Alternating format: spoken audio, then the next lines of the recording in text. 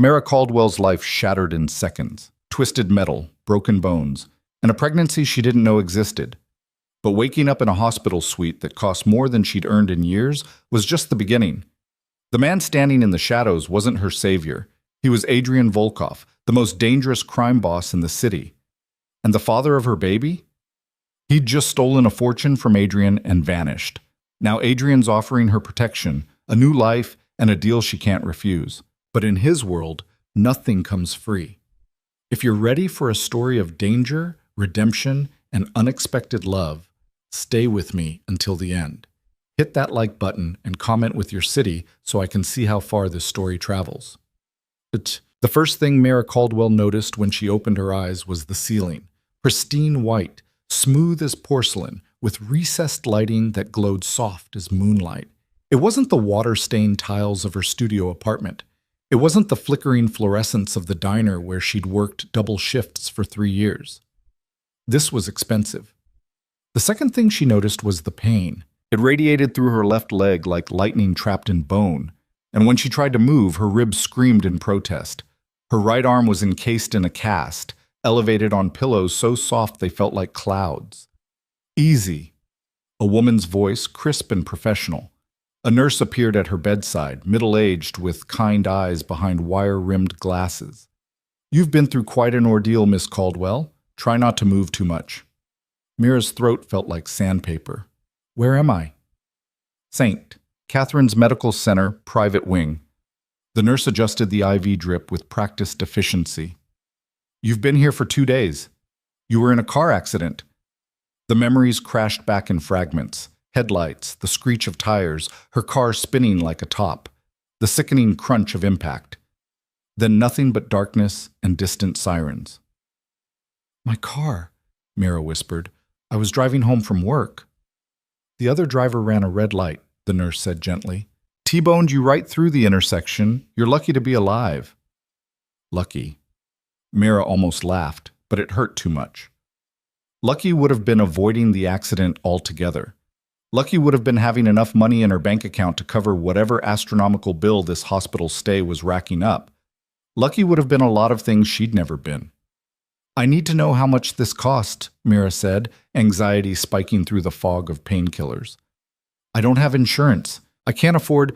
It's taken care of." The nurse's tone left no room for argument. "What do you mean, taken care of?" "All of your medical expenses have been covered. Surgery, medication, rehabilitation, everything." Mira's heart hammered against her broken ribs. "By who?" The nurse hesitated, her professional mask slipping for just a moment. "I think it's better if Mr. Volkov explains that himself. He's been waiting to speak with you. I don't know anyone named. I'll let him know you're awake." The nurse was already moving toward the door, clearly eager to escape whatever conversation was about to happen. Mara tried to sit up, but the pain was too much. She fell back against the pillows, breathing hard, her mind racing. Volkov. The name meant nothing to her. She'd never heard it before in her life. The door opened again 5 minutes later, but it wasn't the nurse who entered. He was tall, at least 6'3", and moved with the kind of deliberate control that made Mara think of predators. Dark hair swept back from a face that was all sharp angles and cold beauty. The kind of face that belonged on old Russian propaganda posters or Italian Renaissance paintings of fallen angels. He wore a charcoal suit that probably cost more than her car, her former car, and a watch that caught the light like captured stars. But it was his eyes that made her breath catch, gray, like winter sky before a storm, and completely, utterly emotionless. "Miss Caldwell." His voice was deep, accented, Russian, she thought, and somehow made her name sound like a threat and a promise at the same time. "I'm glad to see you're awake." "Who are you?" "Adrian Volkov." He moved to the chair beside her bed, sitting with the kind of grace that suggested violence barely leashed. "My driver was responsible for your accident." Mira blinked. "Your driver?" "He ran the red light. He's been dealt with." Something in the way he said "dealt with" made ice slide down her spine. "But that doesn't change what happened to you. You have extensive injuries, broken ribs, fractured femur, shattered radius.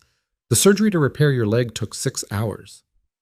"I can't pay for any of this," Mira said, hating how small her voice sounded. I work at Pete's Diner. I make $9 an hour plus tips. I don't have insurance. I don't have savings. I have maybe $300 in my checking account, and I'm aware of your financial situation. Adrian's tone was neutral, but something in his gaze sharpened, which is why I've taken responsibility for all medical costs. You won't receive a single bill. Mara stared at him. In her experience, people like him, powerful, wealthy, dangerous, didn't just pay for things out of the goodness of their hearts. Why? Because my employee nearly killed you. I take care of problems my organization creates. Organization. The word hung in the air between them like smoke. Mara had lived in this city long enough to know what that meant, to recognize the careful euphemism. She couldn't quite make herself say it. Let's say I operate in sectors that aren't strictly legal. The ghost of a smile touched his lips, there and gone in an instant. But I'm not here to frighten you, Miss Caldwell. I'm here because there's something else we need to discuss. He reached into his jacket pocket and pulled out a piece of paper, unfolding it with careful precision. Even upside down, Mara could see the grainy black and white image. An ultrasound. Her ultrasound.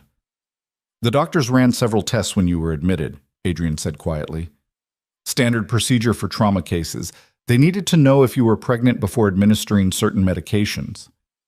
Mara's world tilted. What? You're 8 weeks pregnant, Miss Caldwell. You didn't know? She couldn't breathe, couldn't think. 8 weeks, 2 months. That would make it... The doctor said you'd likely been experiencing symptoms, Adrian continued, watching her with those cold, unreadable eyes. Fatigue, nausea. You probably attributed them to stress. Mara had. She'd been so tired lately, felt sick every morning, but she'd thought it was just the double shifts. Just the stress of trying to keep her head above water in a city that wanted to drown her. I can't be pregnant, she whispered. I can't afford to be pregnant. Nevertheless, you are. Adrian set the ultrasound on the bedside table. Which brings us to a more pressing question. Who's the father? The way he asked made it clear he already knew the answer would matter, that it would change things. Mara's hands were shaking. Why do you care? Because in my line of work, Miss Caldwell, connections matter. Relationships matter. And if the father of your child is someone I need to know about, then I need to know about him now. Marcus. The name exploded in her mind like a gunshot. Marcus Chen, with his easy smile and expensive clothes and promises that had felt like lifelines when she was drowning. Marcus, who'd swept into her life 3 months ago like a whirlwind and swept out just as fast, leaving nothing but his number, which no longer worked, and apparently a baby she hadn't known existed. Marcus Chen, she said quietly. But he's gone. He left town 6 weeks ago. I haven't heard from him since. The change in Adrian was instantaneous. His entire body went rigid, every muscle suddenly taut as steel cable. The temperature in the room seemed to drop 10 degrees. Marcus Chen, he repeated, and there was something terrible in his voice now, something that made Mara want to press herself back into the pillows and disappear. You're certain? Yes. Why? Do you know him? Adrian stood abruptly, moving to the window with the controlled fury of a caged animal. When he spoke, his voice was soft, deadly soft. Marcus Chen stole $12 million from me 6 weeks ago. Cash that belonged to my organization. He killed 2 of my men in the process and vanished. The words hit Mara like physical blows. No, that's not possible. Marcus was a businessman. He said he worked in imports. He worked for me. Adrian turned back to face her, and there was nothing cold about his eyes now. They burned. He was an accountant. He had access to certain funds, and he betrayed that trust. He murdered 2 men who tried to stop him. One of them had a wife and 3 children, and he disappeared with money that wasn't his. Mara felt bile rising in her throat. I didn't know. I swear I didn't know anything about that. I believe you. Adrian's voice softened fractionally. Marcus was skilled at deception. He made people trust him. It was his greatest talent. Why are you telling me this? Adrian moved back to the chair, sitting again, leaning forward with his elbows on his knees. Because you're carrying the child of a man I've been hunting for 6 weeks. A man who's cost me millions and 2 lives. And when I find him, not if when, I will make him answer for what he's done. Fear crawled up Mira's spine. And what happens to me? To my baby? That, Adrian said slowly, depends on what you choose. Choose? I could walk away right now, leave you with your hospital bills paid and wish you luck. You'd be on your own. No job, no money, no way to support yourself or the child when it arrives. You'd probably lose your apartment within a month. End up in a shelter, or worse. Each word was a knife.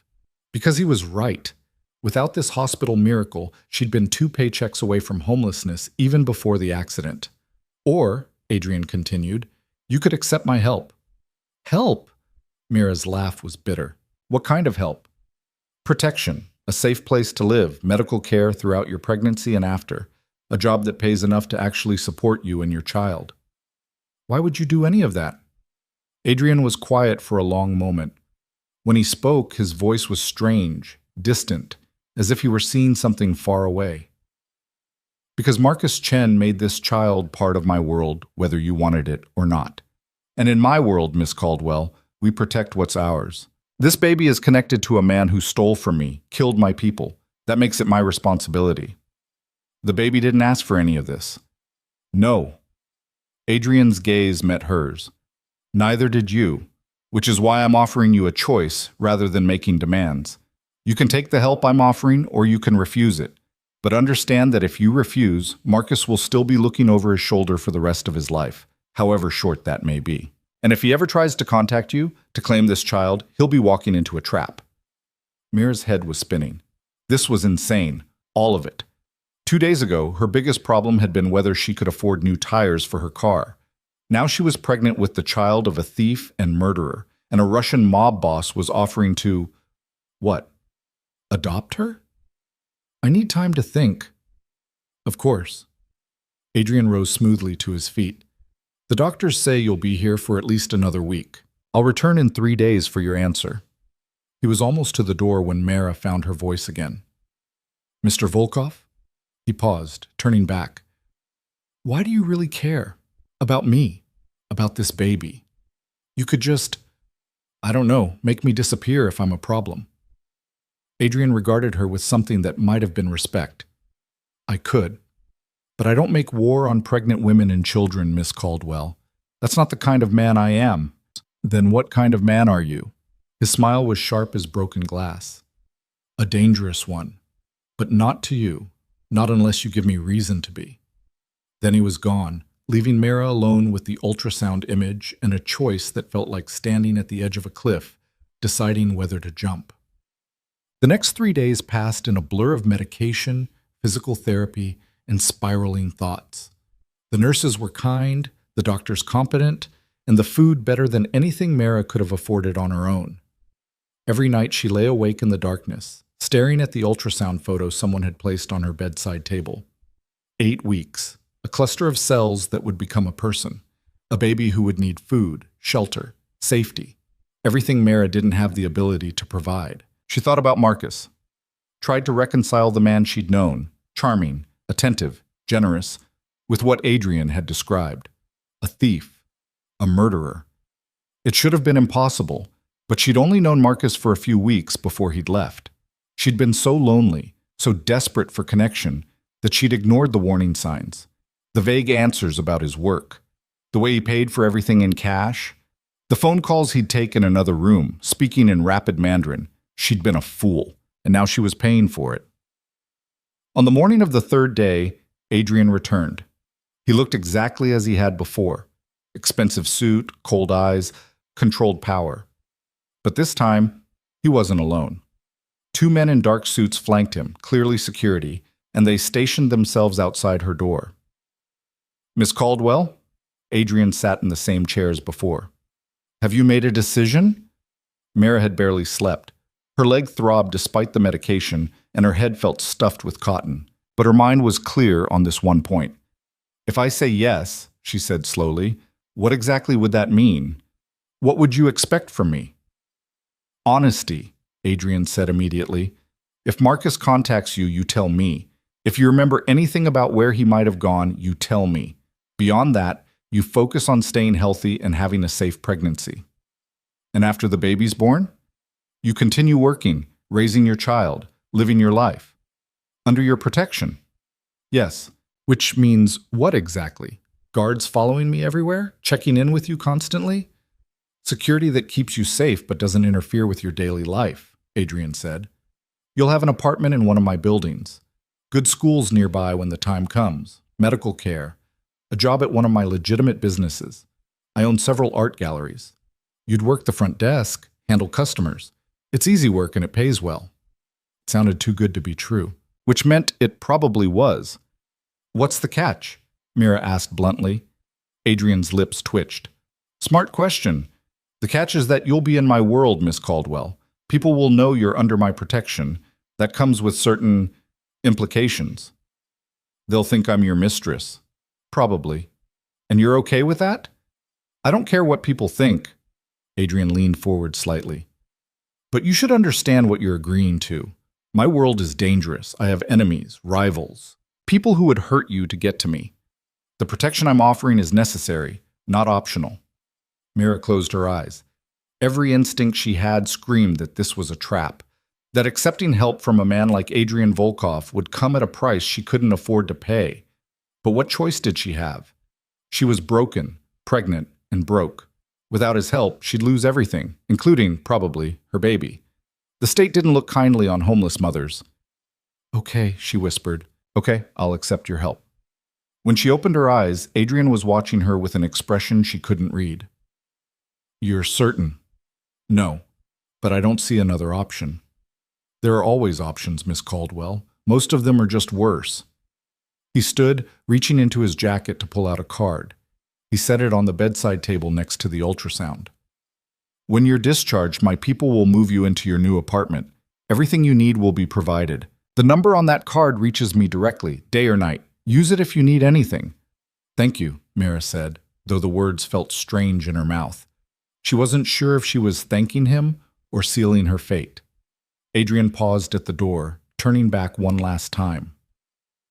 One more thing, Miss Caldwell. If Marcus does contact you, when he contacts you, don't be fooled. Whatever he tells you, whatever promises he makes, remember what he is. A liar, a thief, a killer. Don't let him convince you otherwise. I won't. Adrian nodded once, then disappeared through the door, his security detail falling into step behind him. And Mara was alone again, staring at the business card with its embossed lettering. Adrian Volkov, proprietor. No company name, no title, just his name and a phone number. She picked up the ultrasound photo, studying the grainy image. Somewhere in that blur of black and white was her future. A child who would grow up in the shadow of their father's crimes and under the protection of a man who commanded fear, like other people commanded respect. I'm sorry, she whispered to the tiny cluster of cells. I'm so sorry you're stuck with me as a mother. But she would do better. She had to. This baby deserved a chance at a good life, even if that life started in the most unlikely of circumstances. Mara spent 2 more weeks in the hospital. Physical therapy was brutal, learning to walk again on her repaired leg, building strength in her broken arm. The therapist pushed her hard, but they were kind about it, and she appreciated their honesty about the long recovery ahead. True to his word, Adrian had taken care of everything. She never saw a single bill. When she asked nurses about her account balance, they just smiled and said it was settled. It felt surreal, like existing in a dream where normal rules didn't apply. Adrian himself visited twice more, once to check on her progress. He'd sat quietly while her physical therapist put her through her paces, watching with those unreadable gray eyes. The second time to inform her that Marcus had been spotted in Seattle, but had vanished again before Adrian's people could reach him. He knows I'm looking, Adrian had said, his voice cold. He's running scared. Mara hadn't known what to say to that. Part of her hoped Marcus would run forever, disappear completely. But she knew from the set of Adrian's jaw that he wouldn't stop hunting. Men like Adrian didn't let debts go unpaid. On the day of her discharge, 2 of Adrian's security team arrived with a wheelchair and instructions to take her to her new home. Mara had expected something nice. Adrian clearly had money, but she wasn't prepared for the reality. The building was in the Riverside district, where Mara had only ever gone to stare at store windows she couldn't afford to enter. 15 stories of glass and steel, with a doorman who nodded to the security team like he knew exactly who they worked for. The apartment was on the 8th floor. When they wheeled her inside, Mira forgot how to breathe. Floor-to-ceiling windows overlooked the river. Hardwood floors gleamed in the afternoon sunlight. The furniture was simple but expensive. A gray sectional sofa, glass coffee table, dining table that could seat 6. The kitchen had granite countertops and stainless steel appliances that looked like they'd never been used. "This can't be right," Mira said faintly. "This is too much." "Mr. Volkov's instructions were clear," one of the security men said. His name was Dmitri, and he had the build of someone who could break her in half without trying. "You're to have a safe, comfortable home." "But the building is secure," the other man, Victor, interrupted. "Cameras, keycard access, guard station. You'll be safe here." They gave her a tour. 2 bedrooms, 2 bathrooms. The master bedroom had a king-size bed and an ensuite bathroom with a tub big enough to swim in. The second bedroom was empty, waiting. "For the baby," Dmitri said, seeing where she was looking. "Mr. Volkov said you should furnish it however you like. Send him the receipts." Mira wanted to laugh, or cry. She wasn't sure which. This was more than she'd ever dreamed of, more than she deserved. "There's food in the refrigerator and pantry," Victor added. "If you need anything else, there's a list of approved numbers on the counter. Delivery services, doctors, groceries, all of it's been arranged." They left her alone after that, though she knew they wouldn't go far. Adrian had said she'd have protection, and apparently he meant it. Mira made her way slowly to the windows, leaning on the crutches the hospital had provided. The river spread out below her like a silver ribbon, and across it, the city sparkled in the afternoon light. Somewhere out there was her old life. The studio apartment with the broken heater, the diner with its grease-stained floors, the bus stop where she'd waited in the rain. That life was gone now. She'd stepped through the looking glass into something else entirely, something dangerous and beautiful and terrifying. Her phone buzzed. A new number, unsaved. She almost didn't answer, but something made her thumb the accept button. "Miss Caldwell," Adrian's voice crisp and businesslike. "Dmitri informed me you've arrived. Is everything satisfactory?" "It's too much," Mira said honestly. "This apartment, I don't know how to accept this. You already did, when you agreed to my help. I thought you meant a studio. Maybe a 1-bedroom, not this. You're under my protection now. That means you live somewhere secure, somewhere worthy of that protection." A pause. "Do you like it?" Mira looked around at the beautiful space, the river view, the promise of safety. "Yes," she admitted quietly. "I like it." "Good. Your first shift at the gallery is Monday. Someone will pick you up at 9. Get some rest, Miss Caldwell. You've had a difficult few weeks." He hung up before she could respond. Mira stood there for a long moment, phone in hand, trying to process everything that had happened. 3 weeks ago, she'd been a waitress living paycheck to paycheck. Now she was pregnant, living in luxury, and under the protection of a Russian mob boss who was hunting the father of her child. Her life had become a crime novel, and she had no idea how the story would end. The weekend passed in a strange haze. Mira spent most of it resting, healing, trying to make the apartment feel like home rather than a beautiful cage. She hung the few photos she had, her parents, who'd died in a house fire when she was 19, her best friend from high school, who'd moved to California and gradually stopped calling. She stalked the empty nursery with nothing but hopes and fears. Tried not to think about Marcus, about what Adrian would do when he finally caught up to him. Tried not to think about the baby growing inside her, this innocent life caught in the crossfire of crimes she'd known nothing about. Monday morning arrived with clear skies and cold wind. At exactly 9 a.m., there was a knock on her door. Dmitri stood in the hallway, looking uncomfortable in a suit that couldn't quite hide his shoulders. "Ready, Miss Caldwell?" The gallery was a 20-minute drive through morning traffic. It occupied the ground floor of another expensive building, all clean lines and white walls. The art on display was the kind Mira had only ever seen in magazines, abstract canvases that probably cost more than she used to make in a year, sculptures that looked like frozen moments of chaos. A woman waited inside, 50-ish, elegant in a way that suggested old money, with silver hair cut in a sharp bob. She extended a hand when Mira entered. "Mira Caldwell? I'm Elena Rostova. I manage this gallery for Mr. Volkov." Her accent was Russian, but softer than Adrian's. Cultured. "It's nice to meet you," Mira said, shaking her hand. "Adrian tells me you'll be working the front desk. Have you ever worked in a gallery before?" "No, I was a waitress." Elena's smile was kind. "Then we'll teach you. It's not complicated. You greet customers, answer basic questions, call me if anyone wants to actually purchase something. Most of our clients are by appointment, so it won't be overwhelming." She wasn't wrong. The job was almost shockingly easy compared to the diner. Mara sat at a sleek desk near the entrance, answered calls, made coffee for the occasional client who wandered in. Elena was patient, teaching her about the artists whose work they displayed, the prices they commanded, the careful dance of selling art to people who had more money than sense. It was quiet, clean, safe, and Mara hated how much she loved it. "You're doing well," Elena said at the end of her first week. "Better than I expected, honestly. Adrian's instincts about people are usually good." They were in the back office, reviewing inventory. Mara had been learning the computer system, how to track sales and shipments. "How long have you worked for him?" Mara asked, then immediately wondered if that was too personal. But Elena just smiled. 15 years, since he first came to this country.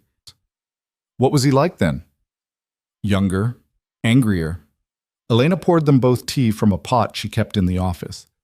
He'd lost everything in Russia, his family, his home. He came here with nothing but rage and determination, built everything you see from the ground up. Mara accepted the tea, breathing in the steam. "He seems controlled now." "He is, but the rage is still there underneath. It's what drives him." Elena met her eyes. "Adrian told me about your situation, about Marcus, about the baby. I want you to know that you're safe here. Whatever happens with Marcus, Adrian won't let it touch you." "How can you be sure?" "Because I've seen what happens when Adrian decides to protect someone. He doesn't do it halfway." Elena's voice was gentle. "He's not a good man, Mara. Don't mistake his protection for goodness. But he's a man of his word, and when he promises something, he delivers."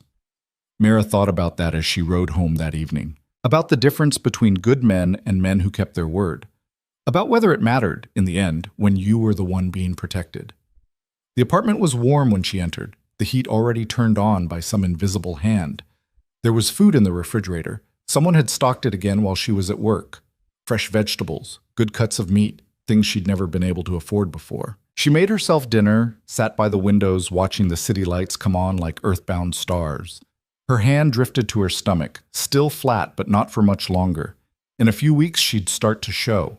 In a few months there would be a baby, a whole person who would depend on her for everything.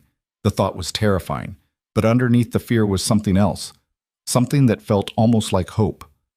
Her phone rang. Adrian's number. "Hello? Miss Caldwell, how was your first week?" "Good. Elena's been teaching me a lot." "She says you're a fast learner." There was something in his voice she couldn't identify. "I wanted to let you know that we've had another Marcus sighting, Vancouver this time. He's still moving north." Mira's heart clenched. "Are you going after him?" "My people are. I have other business to attend to." A pause. "How are you feeling? Physically?" The question surprised her. "Better? My leg still hurts, but physical therapy is helping. The morning sickness is worse than the broken bones, honestly." A sound that might have been amusement. "I've been told pregnancy can be difficult." "You have children?" The silence that followed was so complete Mara thought the call had dropped. Then quietly, "No. I had a family once, in Russia. They died in a fire. My wife and daughter. That was a long time ago." Mira's breath caught. "I'm sorry, I didn't know." "Why would you?" Adrian's voice was carefully neutral. "I don't speak of it often, but I wanted you to understand that I know what it means to protect something precious. I know what it means to fail at that protection. I won't fail again." The call ended before Mara could respond. She sat there in the darkness, phone in hand, thinking about the man behind the cold eyes and controlled power. A man who'd lost everything and rebuilt himself into something terrifying. A man who'd promised to keep her safe. She touched her stomach again, felt the flutter of something that might have been the baby moving or might have been her imagination. "I don't know if he's a good man," she whispered to the tiny life inside her. "But maybe he's the right man. For now." Outside, the city glittered with a million lights. each one a life being lived, a story unfolding. And Mara's story, unlikely and dangerous as it was, had only just begun. 3 months slipped by like water through fingers. Spring gave way to early summer, and Mara's body began to change in ways that made the pregnancy impossible to hide. Her stomach rounded, pressing against the elegant clothes Elena helped her choose, flowing blouses and empire waist dresses that managed to look professional while accommodating her growing shape. The gallery became her sanctuary. She learned to recognize the serious collectors from the tourists, mastered the delicate art of discussing six-figure price tags without flinching, and discovered she had an eye for composition that Elena praised lavishly. The work was fulfilling in ways waitressing had never been, engaging her mind instead of just exhausting her body. But the shadow of Marcus hung over everything. Adrian's updates came regularly, sightings in Portland, then back to Seattle, then radio silence for 2 weeks that left everyone on edge. Marcus was smart, careful, always one step ahead of the men hunting him, and the longer he stayed free, the more dangerous the situation became. "He's getting desperate," Adrian said one evening in late June. He'd started visiting the apartment once a week, ostensibly to check on her welfare, but really, Mara suspected, because he was a man who needed to see his investments personally. Desperate men make mistakes. They sat in her living room, Mara curled on the sofa with tea while Adrian occupied the armchair like a throne. He'd loosened his tie, the first time she'd ever seen him even slightly disheveled, and the sight was oddly humanizing. "Do you think he knows about the baby?" Mara asked. The question had haunted her for months. "If he does, he hasn't tried to contact you," which suggests either he doesn't know or he doesn't care. Adrian's voice was cold. "My money's on the latter." Mara touched her stomach, feeling the flutter of movement that had become constant over the past few weeks. "The baby kicks now. All the time, actually, especially at night." Something flickered across Adrian's face, too quick to name, gone before she could identify it. "The doctor says everything is progressing normally?" "Perfect, apparently. I'm disgustingly healthy for someone who was in a car crash 4 months ago." She smiled wryly. "Your money bought excellent medical care." "It's not about the money." Adrian leaned forward slightly. "You understand that, don't you? This isn't a transaction." "Then what is it?" He was quiet for a long moment, studying her with those gray eyes that seemed to see straight through her carefully constructed walls. "Responsibility. When my driver hit your car, your life became tangled with mine. The pregnancy complicated that tangle. Marcus's theft made it dangerous, but underneath all of that, Miss Caldwell, is a simple truth. You needed help, and I had the power to provide it. That's enough." Most people wouldn't see it that way. "I'm not most people." No, Mara thought, he definitely wasn't. Most people didn't command small armies of loyal men. Most people didn't hunt thieves across state lines with the patient determination of a wolf tracking wounded prey. Most people didn't sit in her apartment discussing fetal development with the same careful attention they probably gave to business deals worth millions. "I've been thinking about names," she said, changing the subject before the weight of his intensity became too much. "If it's a girl, which the ultrasound suggests, maybe something classic. Elizabeth, maybe, or Charlotte. Both good names." Adrian stood, smoothing his tie back into place. "I should go. I have a meeting in an hour." "At 9 p.m.? His smile was sharp. "My business doesn't keep traditional hours." Of course it didn't. Mara walked him to the door, moving more slowly than she would have liked. Her legs still bothered her sometimes, especially when she'd been on her feet all day at the gallery. Adrian noticed. He noticed everything. "You're limping." "Just tired. It's fine." "There are chairs at the gallery. Use them." "Yes, sir," Mara said, unable to keep the sarcasm from her voice. Adrian's eyes glinted with something that might have been amusement. "You're not afraid of me anymore." It wasn't a question, but Mara answered anyway. "I'm terrified of you, but I'm tired of showing it." "Good." He opened the door, pausing on the threshold. "Fear without respect is useless, but respect tempered with courage? That's worth something." He left her with those words, disappearing into the elevator with Dmitri at his shoulder. And Mara stood in her doorway, one hand on her growing belly, wondering when exactly the most dangerous man she'd ever met had started feeling like the safest person in her world. The next few weeks passed in relative peace. Mara's pregnancy progressed into the third trimester, bringing with it the special joys of swollen ankles, constant bathroom trips, and a baby who seemed determined to practice kickboxing against her ribs. Elena fussed over her like a worried mother, insisting she take breaks, elevate her feet, eat more protein. "You're carrying precious cargo," Elena said one afternoon, forcing Mara into a chair with a cup of bone broth she'd brought from home. "You need to take care of yourself." "I'm fine," Mara protested, but she drank the broth anyway. It was delicious, rich with herbs she couldn't identify. "You're 7 months pregnant and working full-time. That's not fine. That's stubborn." Elena settled into the chair across from her, studying Mara with those sharp eyes. "Has Adrian told you what happens when he catches Marcus?" The question landed like a stone in still water. "No, I don't ask." "Maybe you should." Mara set down the broth, her appetite suddenly gone. "I don't want to know. He's the father of my baby, but he's not part of my life. Not anymore. Maybe he never really was. Adrian won't kill him." The blunt statement made Mara's head snap up. "What?" "I know my employer, Mara. I know how he operates. Marcus killed 2 of Adrian's men. That demands blood payment in our world. But Adrian won't kill him. Not because of mercy, but because of you. Because of the baby. I never asked him to." "You didn't have to. Adrian makes his own rules." Elena's voice was gentle. "But you should know that his restraint will cost him. Other men in his position would see it as weakness. Some will try to exploit that." Mara pressed both hands to her stomach, feeling the baby shift and settle. "I didn't want any of this." "I know. But wanting and having are different things, aren't they?" Elena stood, collecting the empty cup. "Life gives us what it gives us. All we can do is decide how to carry it." That night, Mara lay awake long past midnight, Elena's words echoing in her mind. The baby kicked steadily against her ribs, a reminder of the innocent life caught in the middle of adult choices and consequences. She thought about Marcus, about the man she'd believed him to be versus the reality Adrian had revealed.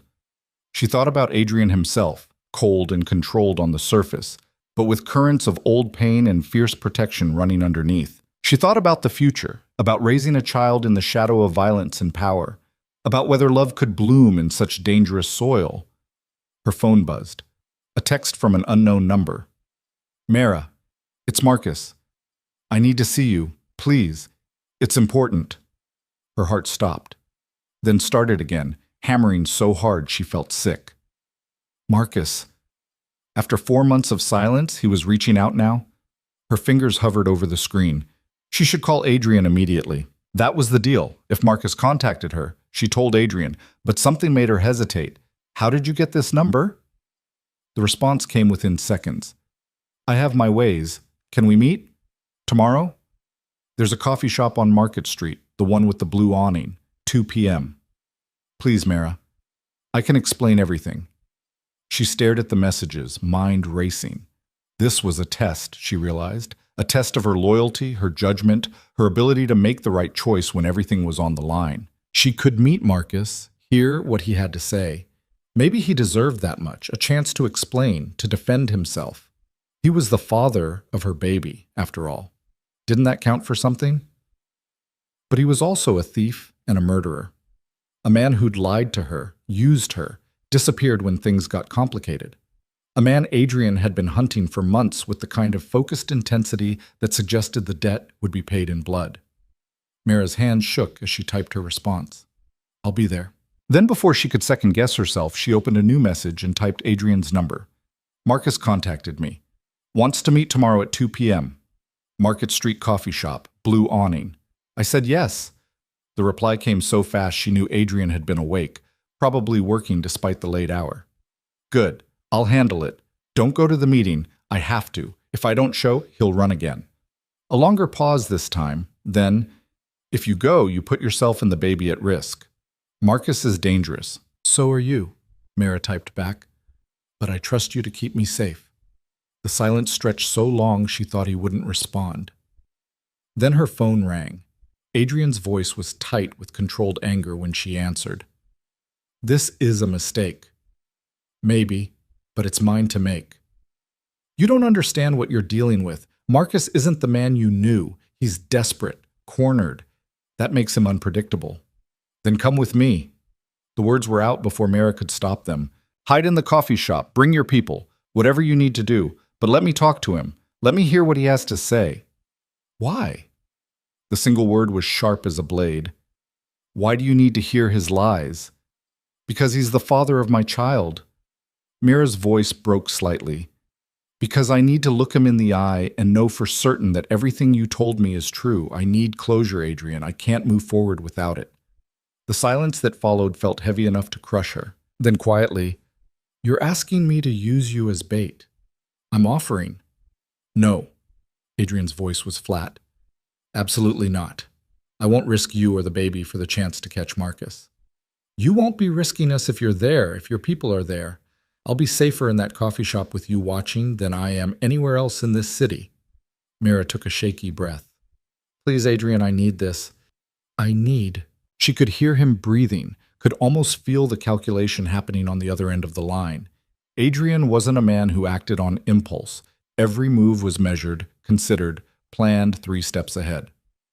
If I agree, he said finally, you follow my instructions exactly. No improvising, no heroics. You sit, you talk, you leave when I tell you to leave. Understood? Yes. And if anything feels wrong, anything at all, you walk away immediately. I will. Another pause. I'll have the coffee shop secured by noon tomorrow. Dimitri and Victor will be inside, armed. I'll be across the street with a clear line of sight. You wear the pendant I'm about to have delivered to you.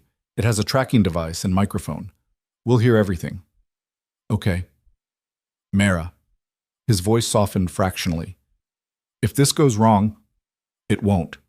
You won't let it. The conviction in her own voice surprised her, but it was true. Somewhere over the past 4 months, her terror of Adrian Volkov had transformed into something else. Not trust, exactly.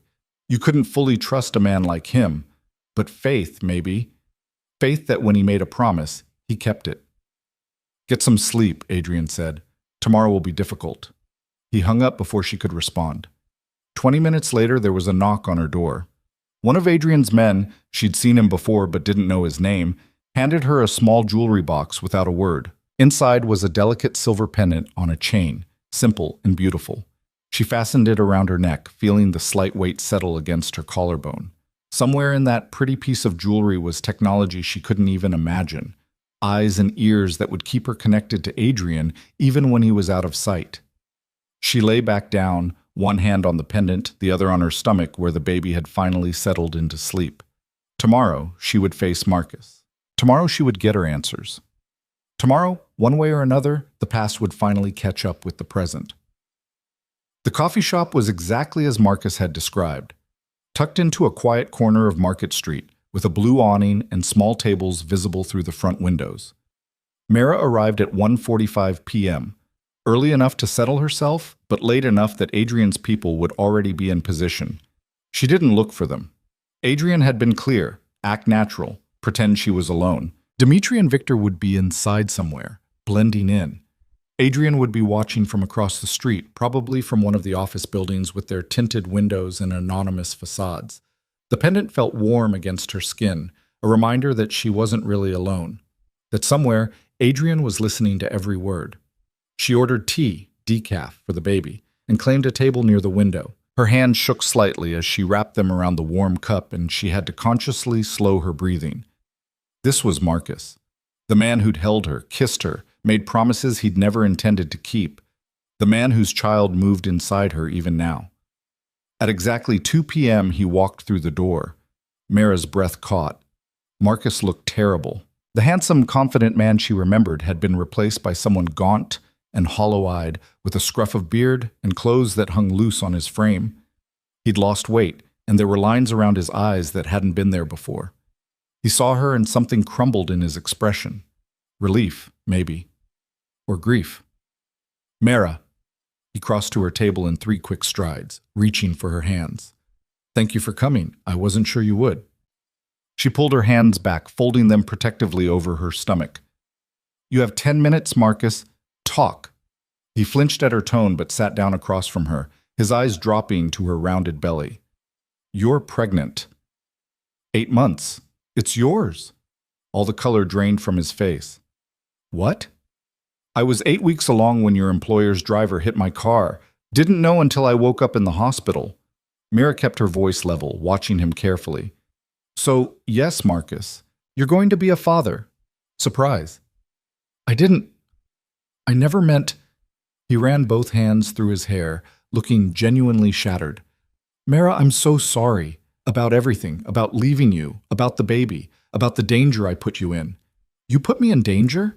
Mara leaned forward. Or did Adrian Volkov put me in danger when he decided to hunt you down for stealing from him? Marcus's expression hardened. He told you about that. He told me you stole $12 million, that you killed 2 of his men, that you disappeared like a coward and left me to deal with the consequences. Her voice rose slightly despite her efforts to stay calm. Were any of those things lies, Marcus? It's more complicated than that. Then explain it to me. Make me understand. Marcus glanced around the coffee shop, and Mara wondered if he was looking for threats or just gathering his courage. When he spoke, his voice was low and urgent.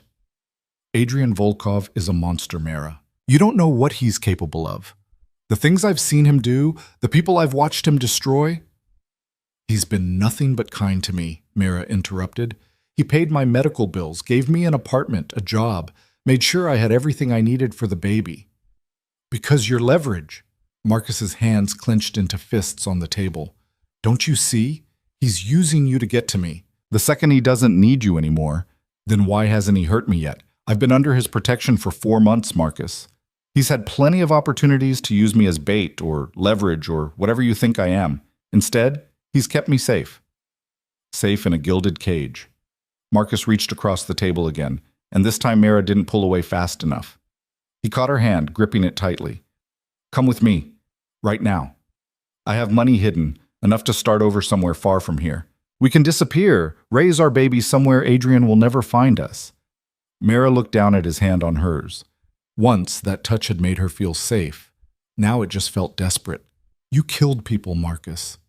They would have killed me first. I didn't have a choice. There's always a choice. Mara pulled her hand free. You chose to steal from Adrian. You chose to run. You chose to leave me behind without a word. And now you're choosing to ask me to run with you, to spend the rest of my life looking over my shoulder, raising our daughter in fear. It's a girl? Marcus's voice cracked. We're having a daughter? The joy in his face was so genuine it hurt to see. For just a moment, Mara glimpsed the man she'd thought she knew, the one who'd made her laugh, who'd listened to her dreams, who'd seemed to actually care about her. But that man had been a lie, or at best, a fragment of truth wrapped in deception. Yes, she said quietly. A girl. Then you have to come with me. Please, Mara. I know I don't deserve it. I know I've done terrible things, but she's my daughter. Let me protect her. Let me protect both of you. You can't protect us from Adrian Volkov. Nobody can. I can try. Marcus stood abruptly, his chair scraping loud against the floor. I made mistakes. I know that. But I'm still the father of your child. That has to count for something. Movement in her peripheral vision. Dmitri standing up from a table near the back. Victor by the counter, hand inside his jacket, where she knew a gun waited. Outside, she caught a glimpse of a familiar figure crossing the street with deadly purpose. Adrian was coming. You need to leave, Mara said urgently. Right now, Marcus, run. His eyes widened as he followed her gaze, seeing what she saw. You set me up. You told him. I told him you contacted me. That was the deal. Mara stood awkwardly, her pregnant belly making quick movements impossible. I needed to see you, to hear your side. But I never planned to leave with you. This is your chance, Marcus. Your one chance. Run now, or Adrian will take you. Come with me. Marcus grabbed her arm, pulling her toward the door. Please, Mara, if you ever felt anything for me. Let her go. Adrian's voice cut through the coffee shop like a blade. He stood in the doorway, perfectly still, but radiating the kind of controlled violence that made everyone else in the room freeze. Marcus's grip on Mara's arm tightened. She's coming with me. No. Adrian took one step forward. Just one, but it felt like the temperature dropped 10 degrees. She's not. You're going to release her, walk outside, and get in the car that's waiting. We're going to have a conversation, you and I. And if you're very lucky, you'll survive it. You'll kill me. Eventually, yes, but not today. Adrian's eyes flickered to Mara, and something in his expression softened microscopically. You have my word that if you release her now, unharmed, your death will be quick when it comes. Continue holding her, and I'll make it last weeks. The promise in those words was absolute. Marcus must have heard it too because his hand dropped from Mira's arm like she'd burned him. I loved her, Marcus said, and there were actual tears in his eyes. I know you won't believe that, but it's true. I loved her. Then you should have stayed. Adrian moved between them, physically blocking Marcus from Mara. Victor, escort Mr. Chen to the car. It happened so fast Mara barely registered the movement. Victor was suddenly there, gripping Marcus's arm with the kind of hold that looked gentle but was clearly anything but. Marcus didn't resist as he was led toward the door. At the threshold, he turned back one last time. I'm sorry, Mara, for everything. Take care of our daughter. Tell her I tried. Then he was gone, bundled into a black SUV that pulled away from the curb with quiet efficiency. And Mara was left standing in the coffee shop, trembling, with Adrian watching her with those fathomless gray eyes. Are you hurt? His voice was careful, controlled. No, he wasn't trying to hurt me. He was trying to take you. That's the same thing. Adrian's jaw was tight. You should go home. Dmitri will drive you. What are you going to do to him? What needs to be done? Mara caught his arm before he could turn away. The contact shocked them both. She'd never touched him voluntarily before. His muscles were like steel under the expensive fabric of his suit. You promised you wouldn't kill him today. And I'll keep that promise. But he has information I need, names of people who helped him, places he's hidden money. He'll give me all of it, and then... Adrian's expression was unreadable. Then we'll see. He's the father of my baby. I know. Something flickered in Adrian's eyes, pain maybe, or understanding. That's why he'll die quickly instead of slowly. That's the only mercy I can offer. Mira's hand dropped. She wanted to argue, to plead for Marcus's life, but what could she say? Marcus had killed people, stolen money, made choices that had consequences he couldn't escape. And underneath her sympathy for him was something uglier, relief. Because as long as Marcus was alive, he would be a threat, a loose end, a complication in the fragile peace Adrian had built around her. I need to sit down, she said quietly. Adrian guided her to the nearest chair with surprising gentleness, his hand warm on her elbow. Dmitri, get her water. The water appeared within seconds. Mara sipped it slowly, trying to calm her racing heart. The baby was moving frantically, responding to her stress, and she pressed a hand to her stomach in silent apology. I'm sorry, she whispered. Adrian crouched beside her chair, bringing himself to her eye level. For what? For asking to do this. For making you use me as bait. For... She gestured helplessly at the space where Marcus had stood. All of it. You got your closure. That's what you needed. Adrian's voice was surprisingly gentle. And we got Marcus. That's what I needed. Everyone wins. Except Marcus. Marcus made his choices. Now he lives with the consequences. Adrian stood, offering her his hand. Come on, let's get you home. She let him pull her to her feet, let Dmitri guide her to the car. As they pulled away from the coffee shop, Mara looked back one last time at the place where her past and present had collided, where the man who'd fathered her child had been taken by the man who'd protected her. She didn't know which of them she should mourn for. Maybe both. Maybe neither. The ride home was silent. Dmitri didn't try to make conversation, and Mara was grateful. She needed time to process, to understand what had just happened and what it meant for her future. Marcus was caught. Soon he would be dead, and her daughter would grow up never knowing her biological father, only the stories Mara would tell her, carefully edited, stripped of the worst truths. When they reached her building, Dmitri walked her to her door. Mr. Volkov will call you later, to make sure you're all right. Thank you, Dmitri. He nodded and left her alone. Mara locked the door behind her, moving automatically to the windows. The city spread out below her, vast and indifferent. Somewhere out there, Adrian was interrogating Marcus. Somewhere out there, the final chapter of Marcus Chen's story was being written in pain and blood. And here she stood, safe in her beautiful apartment, carrying the child of a dead man walking. Her phone rang just after midnight. Adrian's voice was tired when she answered. "It's done." Mira closed her eyes. "Is he alive for now? He told me everything I needed to know." A pause. "He asked me to give you a message." "What message?" "He said to name her Charlotte, that you'd mentioned it once and it was his mother's name." Adrian's voice was careful. "He said he knows he doesn't deserve to ask, but he's asking anyway." Tears burned in Mira's eyes. Charlotte. The name she'd mentioned in passing months ago, when she and Marcus were still just two people falling in love before everything went wrong. "Okay," she whispered. "Charlotte. Get some rest, Mira. Tomorrow we'll talk about what comes next." He hung up, and Mira stood alone in the darkness, both hands on her belly where Charlotte, she was Charlotte now, officially, kicked and turned. "Your father loved you," she whispered to her daughter. "Whatever else he was, whatever he did, he loved you. I'll make sure you know that." But she wouldn't tell Charlotte about the theft, the murders, the desperate flight that had ended in an anonymous black SUV. She wouldn't tell her about Adrian's cold promise of death or the way Marcus had looked when Victor dragged him away. She would tell her a better story, a kinder one. The story of a man who made mistakes but tried to make them right, who loved her mother even if he showed it badly, who wanted his daughter to have a beautiful name and a good life. It was the least she could do, the most she could offer. 3 days later, news reached her that Marcus Chen had been found dead in a warehouse on the south side. Apparent suicide, the report said. Single gunshot to the head, no signs of struggle.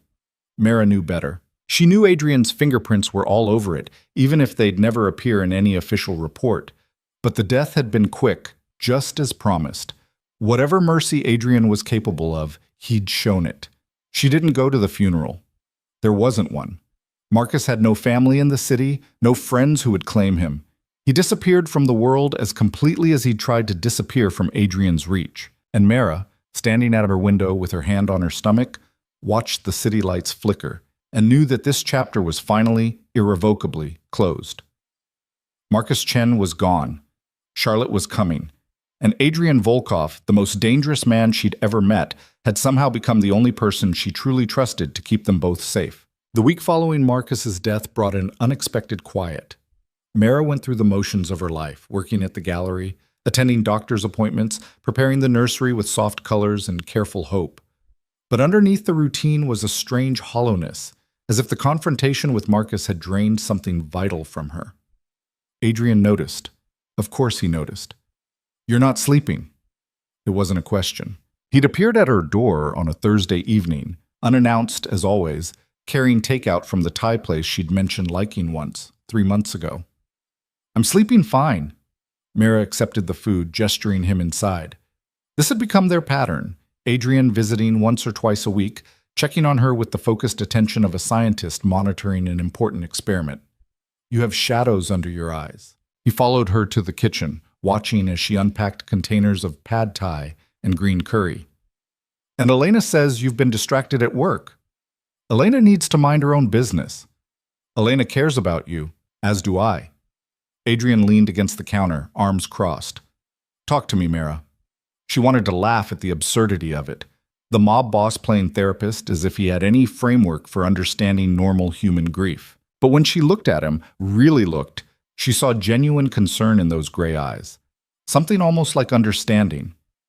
"I don't know what I'm supposed to feel," she admitted quietly. "About Marcus. About what happened. I should hate him for lying to me, for putting me in danger. But he's gone now, and all I feel is empty. You're allowed to grieve him, even knowing what he did. Are you giving me permission to mourn a man you killed?" Adrian's expression didn't change. "I'm giving you permission to be human. Marcus may have been a liar and a thief, but he was also the father of your child. You're allowed to feel complicated things about that." Mara sank into a chair, suddenly exhausted. "Did he suffer at the end?" "No, it was quick, painless." Adrian moved to the chair across from her. "He He spent his last hour writing letters. One for you, one for Charlotte. Her breath caught. Where are they? Burned. The letter to you was full of justifications and excuses. Nothing you needed to hear. Adrian's voice gentled. But the letter to Charlotte, I read it first to make sure it was safe. It was actually beautiful. He talked about his own childhood, his mother, his dreams for his daughter. No mention of his crimes, just love. And you burned it anyway. I memorized it first, every word. Adrian leaned forward. When Charlotte is old enough to ask about her father, I'll tell her what he wrote. The good parts. The true parts. The love he felt for her, even though he never got to meet her. Tears spilled down Mira's cheeks before she could stop them. Why would you do that? Because she deserves to know her father loved her. And because you deserve not to carry that knowledge alone. Adrian pulled a handkerchief from his pocket, actual cloth, monogrammed, ridiculously old-fashioned, and handed it to her. You're not alone in this, Mira. You never have been. She dabbed at her eyes, struggling to compose herself.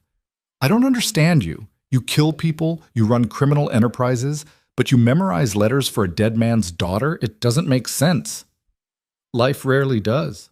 Adrian stood, moving to the window where he could watch the city lights.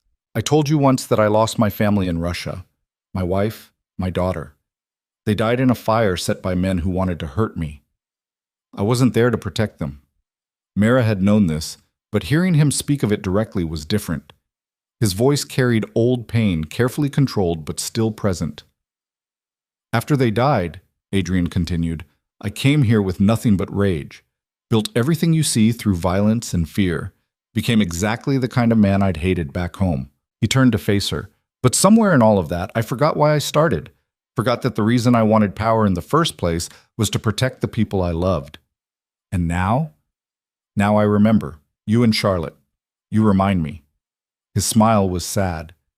You remind me that power is worthless if it can't shelter the innocent. That sometimes the best thing a dangerous man can do is stand between the world and someone who needs protecting. Mira's heart hammered against her ribs. Adrian, eat your dinner, he said, breaking the moment before it could become too heavy. It's getting cold. They ate in companionable silence, and afterward Adrian surprised her by helping clean up. This powerful, dangerous man washing dishes in her kitchen like it was the most natural thing in the world.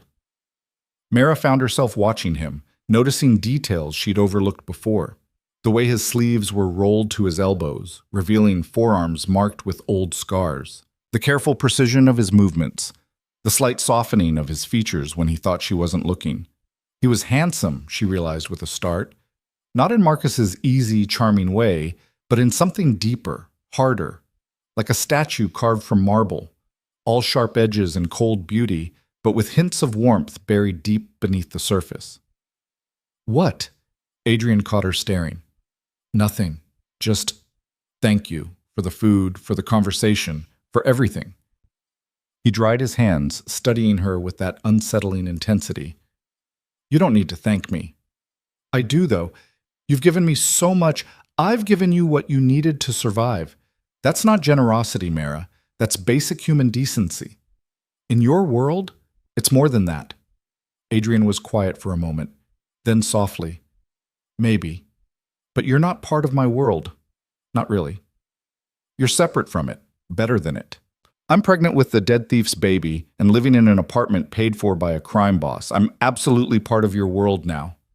No. Adrian moved closer, and Mira's breath caught at the sudden proximity. You're under my protection. That's different. My world is violence and power and constant calculation. You're something else, something clean. The way he said it, like she was sacred, untouchable, made her chest tight. I'm not clean. I'm just ordinary. There's nothing ordinary about you. Adrian reached out slowly, giving her time to pull away, and touched her cheek with surprising gentleness. You're strong and brave and stubborn. You've survived things that would have broken most people. That's not ordinary, Mira. That's extraordinary. His hand was warm against her skin. Mira found herself leaning into the touch, craving the comfort and connection she'd been denying herself for months. When was the last time someone had touched her with tenderness instead of clinical professionalism? When was the last time she'd let herself want that kind of touch? Adrian, she whispered, not sure what she was asking for. He seemed to understand anyway. His thumb traced the curve of her cheekbone, his eyes searching her face like he was memorizing every detail. Tell me to leave. I don't want you to leave. Then tell me to stop. I don't want that either. The air between them felt electric. Adrian's other hand came up to cup her face, holding her like she was made of glass. I'm not a good man, Mara. I've done terrible things. I'll do more terrible things. Being close to me is dangerous. I know, I don't care. You should care. But I don't. Mira's hands came up to rest on his chest, feeling his heartbeat strong and steady under her palms. I should be terrified of you. I should hate you for what you did to Marcus. But all I feel is safe. When you're here, I feel safe. Something cracked in Adrian's carefully controlled expression. You undo me, he said roughly. You and that baby. You make me want things I thought I'd buried with my family, things I have no right to want. What things? Instead of answering, he kissed her. Soft at first, tentative, like he was afraid she'd break. But when Mara responded, rising on her toes despite her unwieldy belly, his arms came around her with fierce possession. The kiss deepened, months of tension and denial pouring into it, and Mara felt something shift inside her chest, something that felt dangerously close to falling. When they finally broke apart, both breathing hard, Adrian rested his forehead against hers. This is a mistake. Probably. I'm twice your age. I run a criminal empire. I killed your baby's father. I know all of that. And you still want this? Want me? Mara pulled back enough to meet his eyes. I don't know what I want. A week ago, I was crying over Marcus. My hormones are insane, my emotions are everywhere, and I'm so pregnant I can barely see my own feet. This might be the worst possible time to start something with anyone, let alone you. But when you're here, I feel less alone. When you look at me like I matter, like I'm worth protecting, I feel... She struggled to find the words. I feel like maybe I could be someone's choice instead of someone's obligation. Adrian's hands framed her face again, his touch impossibly gentle. You're not an obligation. You never were. Then what am I? He was quiet for a long moment, his gray eyes boring into hers. You're the first thing I've cared about in 15 years. You're the reason I wake up thinking about something other than business and revenge. He exhaled roughly. You're dangerous to me in ways you can't possibly understand. Is that a bad thing? I don't know yet. Adrian pressed a kiss to her forehead, chaste and sweet. But I'm willing to find out. If you are. Mara nodded, not trusting her voice. Adrian pulled her close, carefully, mindful of her belly, and they stood like that for a long moment. She could feel his heartbeat, steady and strong, could smell his cologne, something expensive and subtle, could feel for the first time in months like maybe everything would actually be okay. A sharp kick against her ribs made them both jump. Adrian pulled back, eyes wide. Was that... Charlotte, saying hello, Mara laughed, taking his hand and placing it on her stomach. She's been active all day. Another kick, stronger this time. Adrian's expression transformed into something Mara had never seen before. Pure wonder. She's strong. Like her mother, Adrian said quietly, then seemed to realize what he'd implied. I mean, I know what you mean. Mara kept his hand pressed to her belly, watching his face as Charlotte performed what felt like an entire gymnastics routine. She likes you. She's never this active with the doctors. Maybe she knows I'm here to protect her. Adrian's voice was rough with emotion. Both of you. The moment stretched between them, fragile and perfect. Then Adrian's phone buzzed, shattering the peace. He checked it with obvious reluctance. I have to go. There's a situation that needs handling. Dangerous situation? They're all dangerous, but this one particularly so. He squeezed her hand. Stay inside tonight. Keep the doors locked. Dimitri will be in the hallway. Fear spiked through her. What's happening? Marcus's death has created a power vacuum. Some of my rivals think it shows weakness, that I'm going soft because I didn't make an example of him. Adrian's voice went cold. They're testing boundaries, seeing if they can push. And can they? His smile was sharp as a blade. No, they'll learn that tonight. He kissed her once more, quick and hard, then was gone, leaving Mara alone with her racing heart and the baby doing somersaults in her womb. She tried to sleep, but couldn't. Every sound in the hallway made her jump. Every car alarm in the distance sounded like gunfire. She knew Adrian was out there somewhere, doing things she couldn't let herself imagine too closely, and the worry gnawed at her. He'd been right. Caring about him was dangerous, but it was too late to stop now. Her phone rang at 3 a.m. Mara grabbed it, heart pounding, terrified it would be someone calling to tell her Adrian was dead. But it was Adrian himself, his voice steady and calm. I'm outside your building. Can I come up? Of course. 5 minutes later, he was at her door.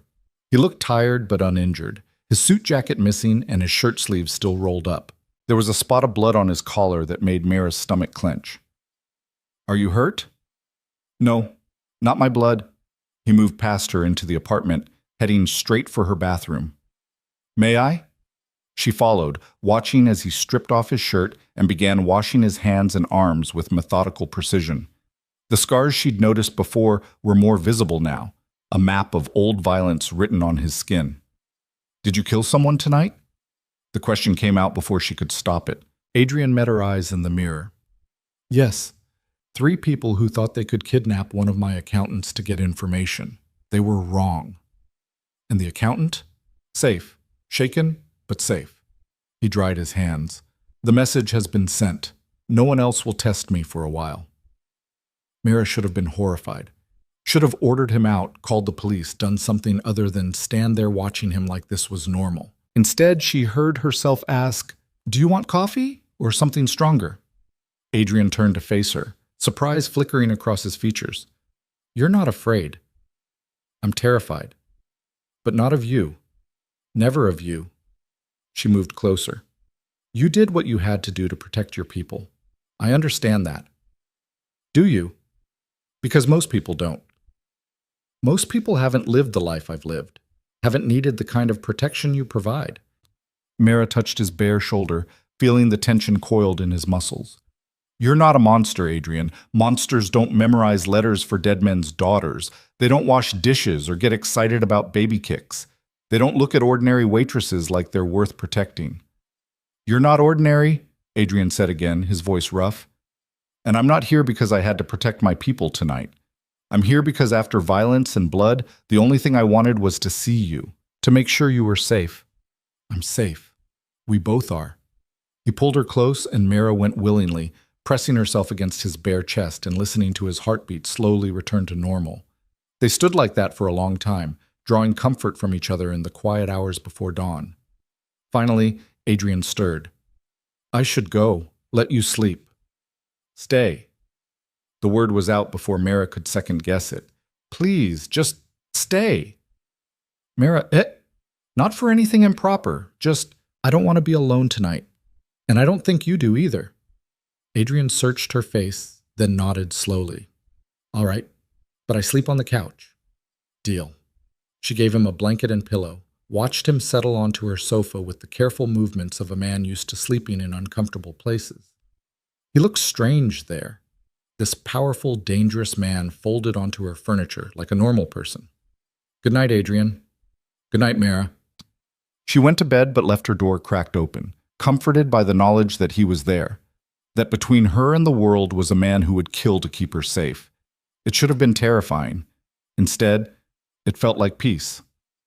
The next morning, Mara woke to the smell of coffee and something sweet. She padded out to the kitchen to find Adrian, dressed again, looking impeccable despite sleeping on a couch, making breakfast. You cook? I have many talents. He slid a plate of French toast toward her. Eat. You need your strength.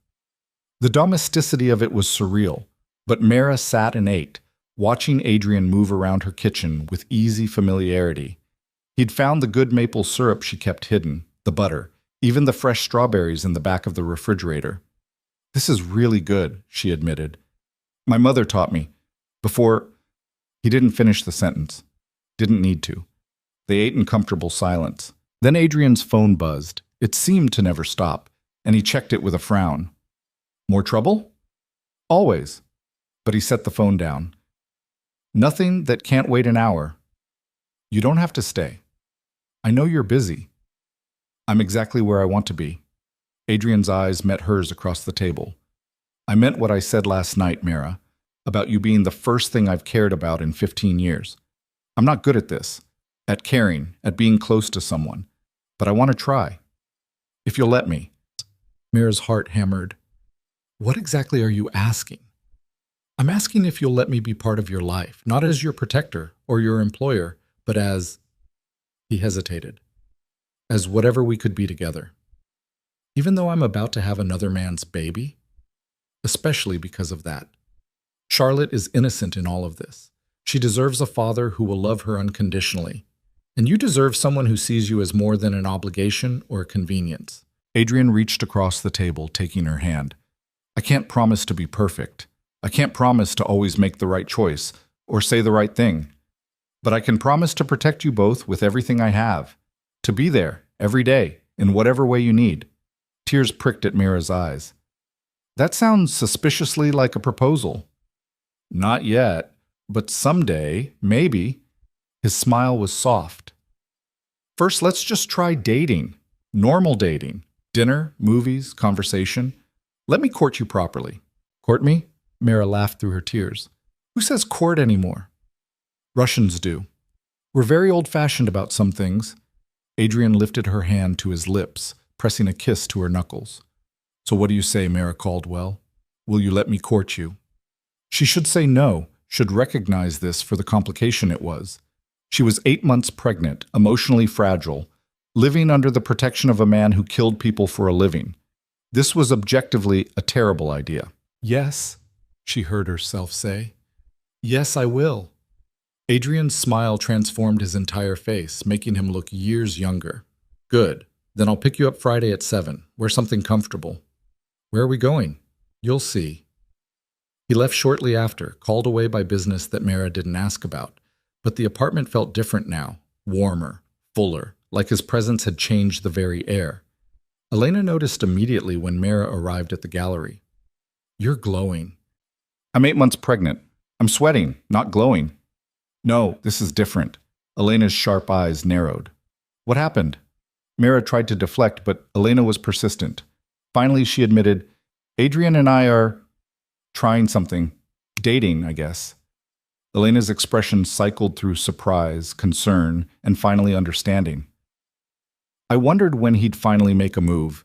He's been in love with you for months. He has not. Mara, darling, I've worked for Adrian for 15 years. I know what he looks like when he cares about someone. And the way he looks at you? Elena smiled. That's not protection. That's devotion. The words settled into Mara's chest, warm and terrifying. Devotion. From a man who commanded empires and ended lives with a phone call. From a man who'd lost everything once and rebuilt himself into something harder, colder. From a man who looked at her like she was worth protecting.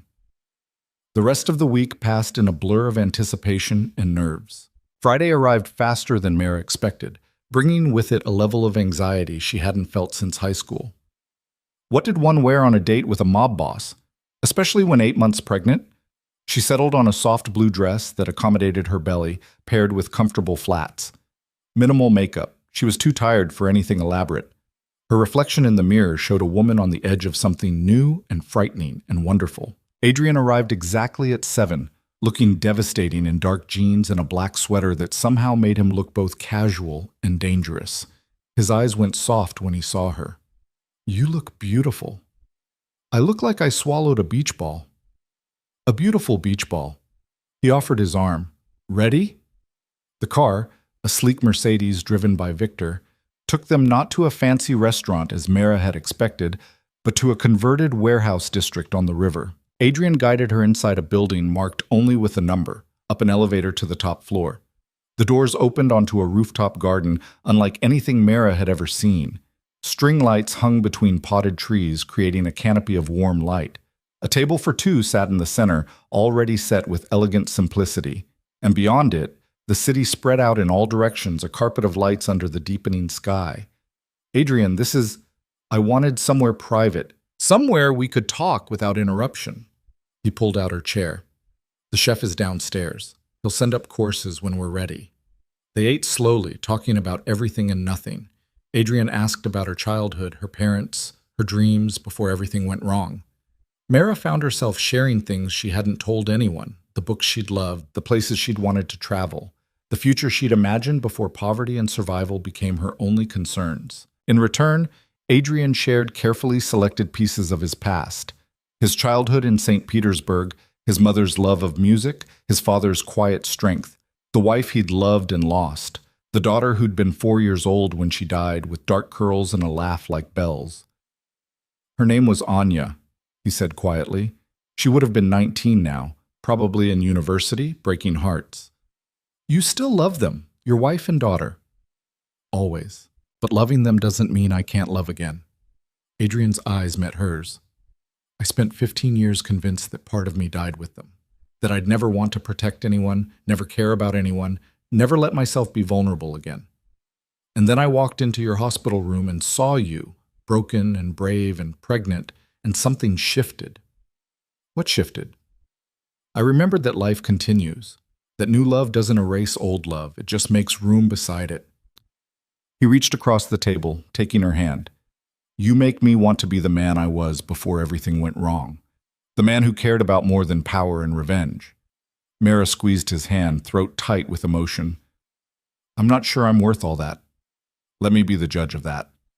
They finished dinner as the sky turned from blue to black, the city lights growing brighter around them. Adrian told her about the legitimate businesses he was building, art galleries like the one where she worked, import companies, real estate.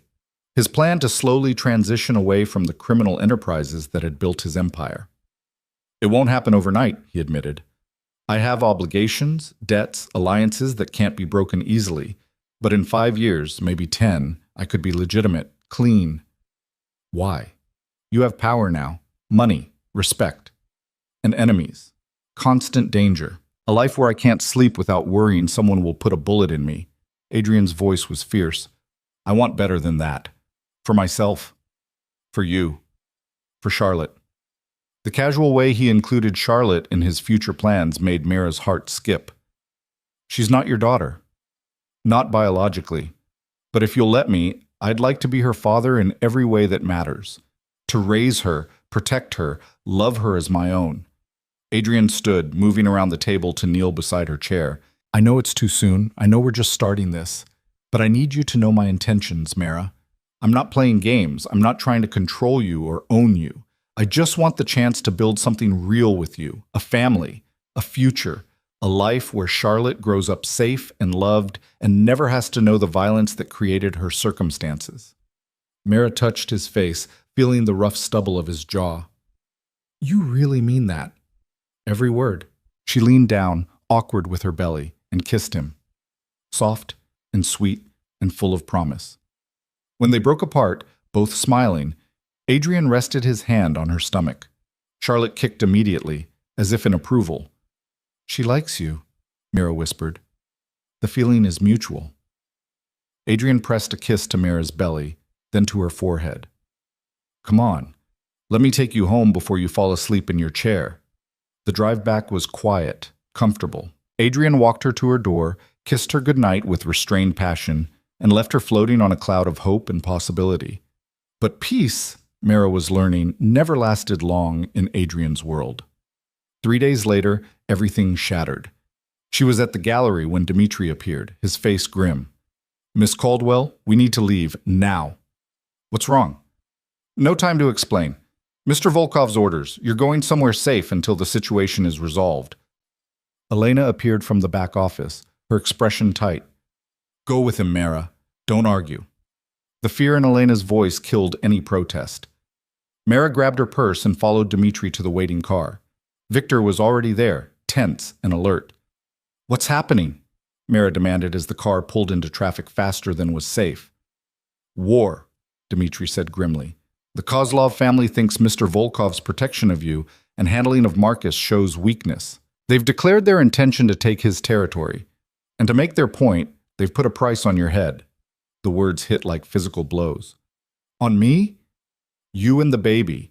They think killing you will destroy Mr. Volkov's credibility. Victor's hands were white-knuckled on the steering wheel. But they don't know him like we do. This won't break him. It'll unleash him. Mara pressed both hands to her stomach, feeling Charlotte's movements. Where are you taking me? Mr. Volkov's safe house. In the mountains, 3 hours from here. Completely secure, off any grid. You'll stay there until this is over. And Adrian? Dmitri's smile was cold. Mr. Volkov is handling it personally. The Kozlovs made a mistake. They'll learn that tonight. The drive took 4 hours through winding mountain roads. The safe house turned out to be a fortress disguised as a luxury cabin, stone and timber and glass, perched on a mountainside with views that would have been breathtaking if Mara hadn't been terrified. Inside, Adrian was waiting. He pulled her into his arms the moment she entered, holding her so tightly she could barely breathe. Thank heaven you're safe. What's happening? Dmitri said, the Kozlovs overplayed their hand. They thought threatening you would make me weak. Instead, they've given me justification to end them completely. Adrian pulled back, his eyes burning with cold fury. I'm going to war, Mara, and when it's over, you'll never be threatened again. I promise you that.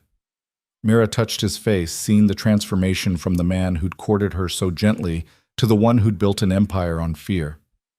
Don't get yourself killed. I won't. I have too much to live for now. He kissed her fiercely. Stay here. Don't leave for any reason. There are guards, supplies, everything you need. I'll be back as soon as it's safe. How long? A few days? Maybe a week. Adrian's hand covered her belly. Keep Charlotte safe. That's all I ask. Then he was gone, disappearing into the night with Victor and half a dozen other men. And Mara was left in the beautiful prison, waiting for a war to end and praying the man she loved would survive it. The first night in the safe house stretched endlessly. Mara paced the main room, her hands never leaving her belly, jumping at every sound the wind made against the windows. The guards Adrian had left, 4 of them, silent and professional, rotated shifts with military precision, but their presence did nothing to ease the gnawing fear in her chest. She tried calling Adrian 3 times. Each call went straight to voicemail. Pick up, she whispered to the phone, as if her need could will him to answer. Please, just let me know you're alive. But the phone stayed silent, and the night crept by with agonizing slowness. Dawn brought Dmitri appearing at her door with dark circles under his eyes and tension radiating from every muscle. Is he alive and unharmed? Dmitri said quickly, clearly used to that being the first question. But it's worse than we thought. The Kozlovs have allied with 2 other families. They're calling it a coalition against Mr. Volkov's tyranny. His tone made it clear what he thought of that justification. Mara sank into the nearest chair. How many people are we talking about? Maybe 60 armed men between the 3 families, plus their business operations, their connections. Dmitri's jaw tightened. They're trying to strangle Mr. Volkov's income streams while attacking his people directly. 3 warehouses burned last night. 2 of our clubs were shot up. 5 men in the hospital, 1 dead. Who died? Alexei. He works security at the gallery sometimes. You might have met him. Mara had met him, a young man, maybe 25, who'd always smiled and held doors for her.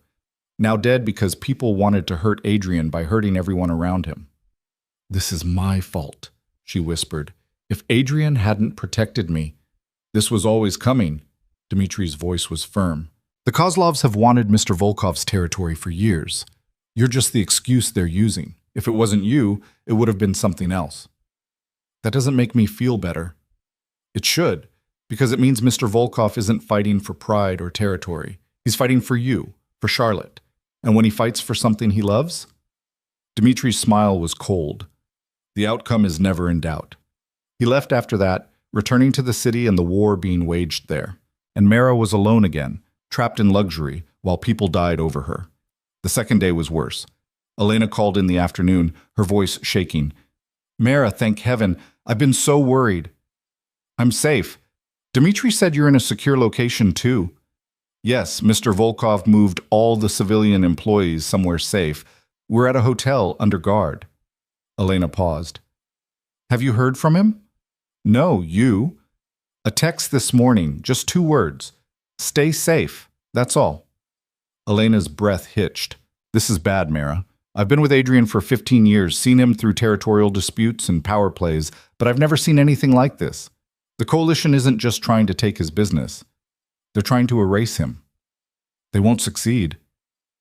I hope you're right, but even if Adrian wins, the cost... Elena didn't finish the sentence. She didn't have to. After they hung up, Mara stood at the floor-to-ceiling windows, watching clouds roll across the mountain peaks. Charlotte kicked steadily, as if reminding her that life continued even when the world outside was burning. Your father is out there fighting for us, Mara told her belly. Not the father who made you, but the father who's choosing you, the one who's risking everything to keep us safe. The baby kicked harder, and Mara let herself believe it was understanding, agreement, hope. Night fell again. Mara tried to sleep but couldn't. Every creak of the house made her imagine attackers. Every gust of wind sounded like gunfire. She lay in the massive bed, larger than anything she'd ever slept in before, and stared at the ceiling, willing her phone to ring. At 2 a.m., it finally did. Adrian? She grabbed it so fast she nearly dropped it. It's me. His voice was rough with exhaustion. I'm sorry I haven't called sooner. Things have been complicated. Are you hurt? Minor injuries, nothing serious. A pause. How are you? How's Charlotte? We're fine. Worried about you. Scared.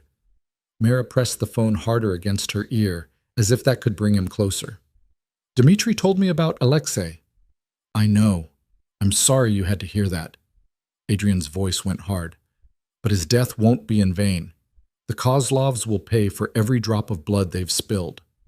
How long is this going to last? I don't know. They're dug in, well-funded. But they made a critical mistake. What mistake? They think I'm fighting to protect my territory and pride. They don't understand that I'm fighting for something much more important. His voice softened. I'm fighting for you, Mara. For Charlotte. For the future we're going to build together. That makes me more dangerous than they can possibly imagine. Mara's throat tightened. Please, don't die for us. I don't plan to die at all. I plan to win decisively and then come back to you. A sound in the background, shouting, maybe. I have to go. Victor needs me. But I needed to hear your voice, to know you were really okay. I'm okay, I promise. Just be careful. Always. He paused. I love you, Mara. I should have said it before, but I'm saying it now. I love you. The words hit her like a physical force. She'd known, somewhere deep down, but hearing him say it made it real, undeniable. I love you too, she whispered. Come back to me, please. Wild horses couldn't keep me away. The line went dead. Mara clutched the phone to her chest, tears streaming down her face. He loved her. Adrian Volkov, the most dangerous man she'd ever met, loved her. And she loved him back, despite the violence and the danger and the absolute insanity of their situation. The third day brought news that made Mara's blood run cold. One of the guards, a man named Pavel, who sometimes brought her meals, mentioned it casually while delivering lunch. They hit the gallery last night, burned it to the ground. The plate slipped from Mara's hands, shattering on the hardwood floor. Elena's gallery? Yes, wanted to send a message. Pavel started cleaning up the broken ceramic, not meeting her eyes. No one was hurt. Building was empty, but the art, the records, all gone.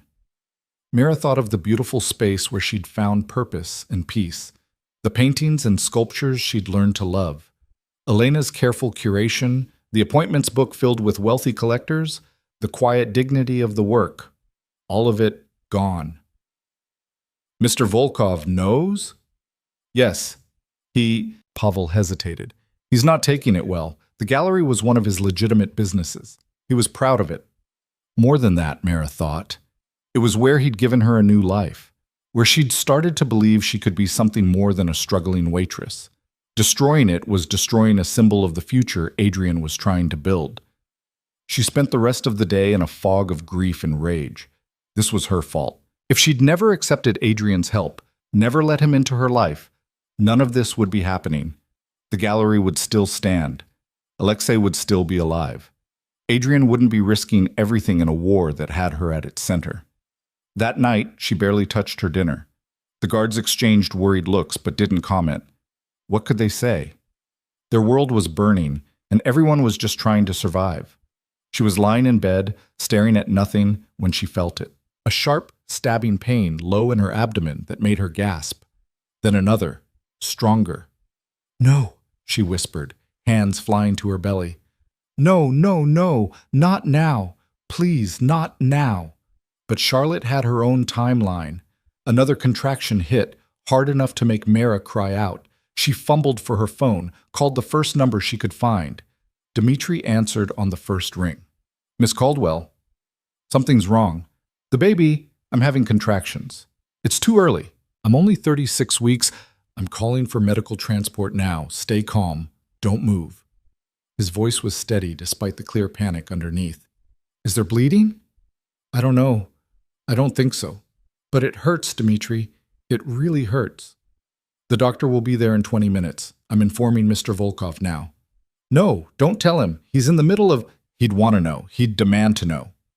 Dimitri's tone left no room for argument. Hold on, Miss Caldwell. Help is coming.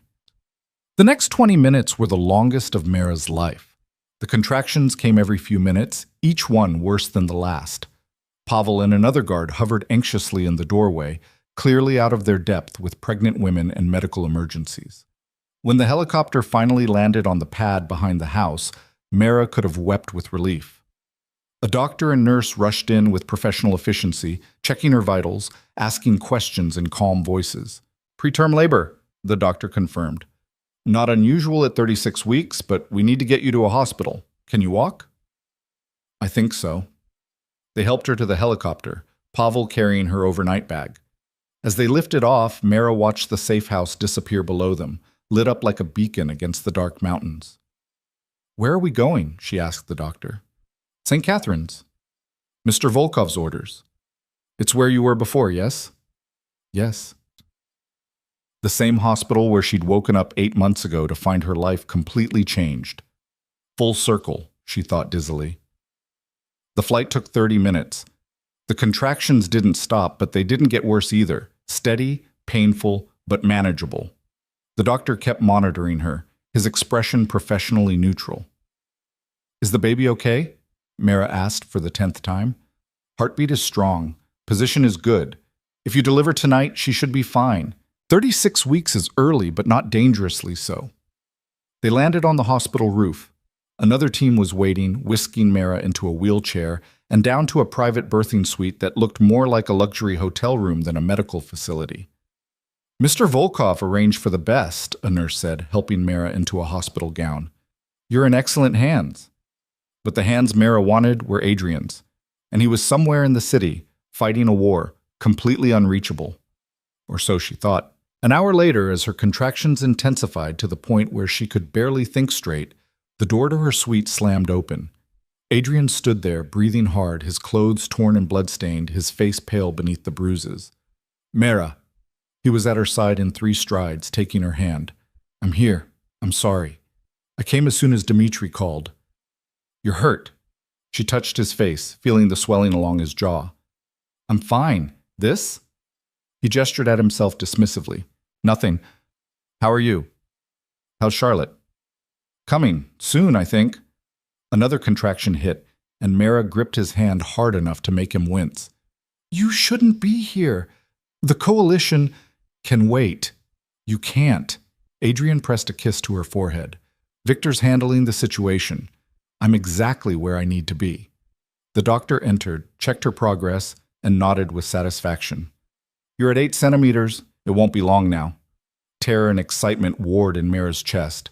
I'm not ready. I thought I'd have more time to prepare. You're ready. Adrian's voice was certain. You're the strongest person I know. You can do this. The next 2 hours blurred together in a haze of pain and effort. Adrian stayed by her side the entire time, holding her hand, whispering encouragement, being the steady anchor she desperately needed. The nurses tried to make him leave, to clean up, to rest, but one look at his face shut down those suggestions immediately. Finally, after what felt like both an eternity and an instant, the doctor said the words Mara had been waiting for. One more push. You're almost there. Mara bore down with everything she had, Adrian's hand locked in hers, his voice in her ear telling her she could do this. She was amazing. She was almost done. And then, cutting through the pain and exhaustion, a new sound filled the room. A baby crying. "It's a girl," the doctor announced, holding up a tiny, perfect creature covered in blood and vernix. Healthy lungs on this one. They placed Charlotte on Mara's chest, and the entire world narrowed to that one small life. She was perfect, impossibly small, with a shock of dark hair and eyes that seemed to look right through Mara into her soul. Her cries softened as she felt her mother's heartbeat, her tiny fist curling around Mara's finger with surprising strength. "Hello, Charlotte," Mara whispered, tears streaming down her face. "I'm your mama. I've been waiting to meet you." She looked up to find Adrian staring at the baby with naked wonder on his face.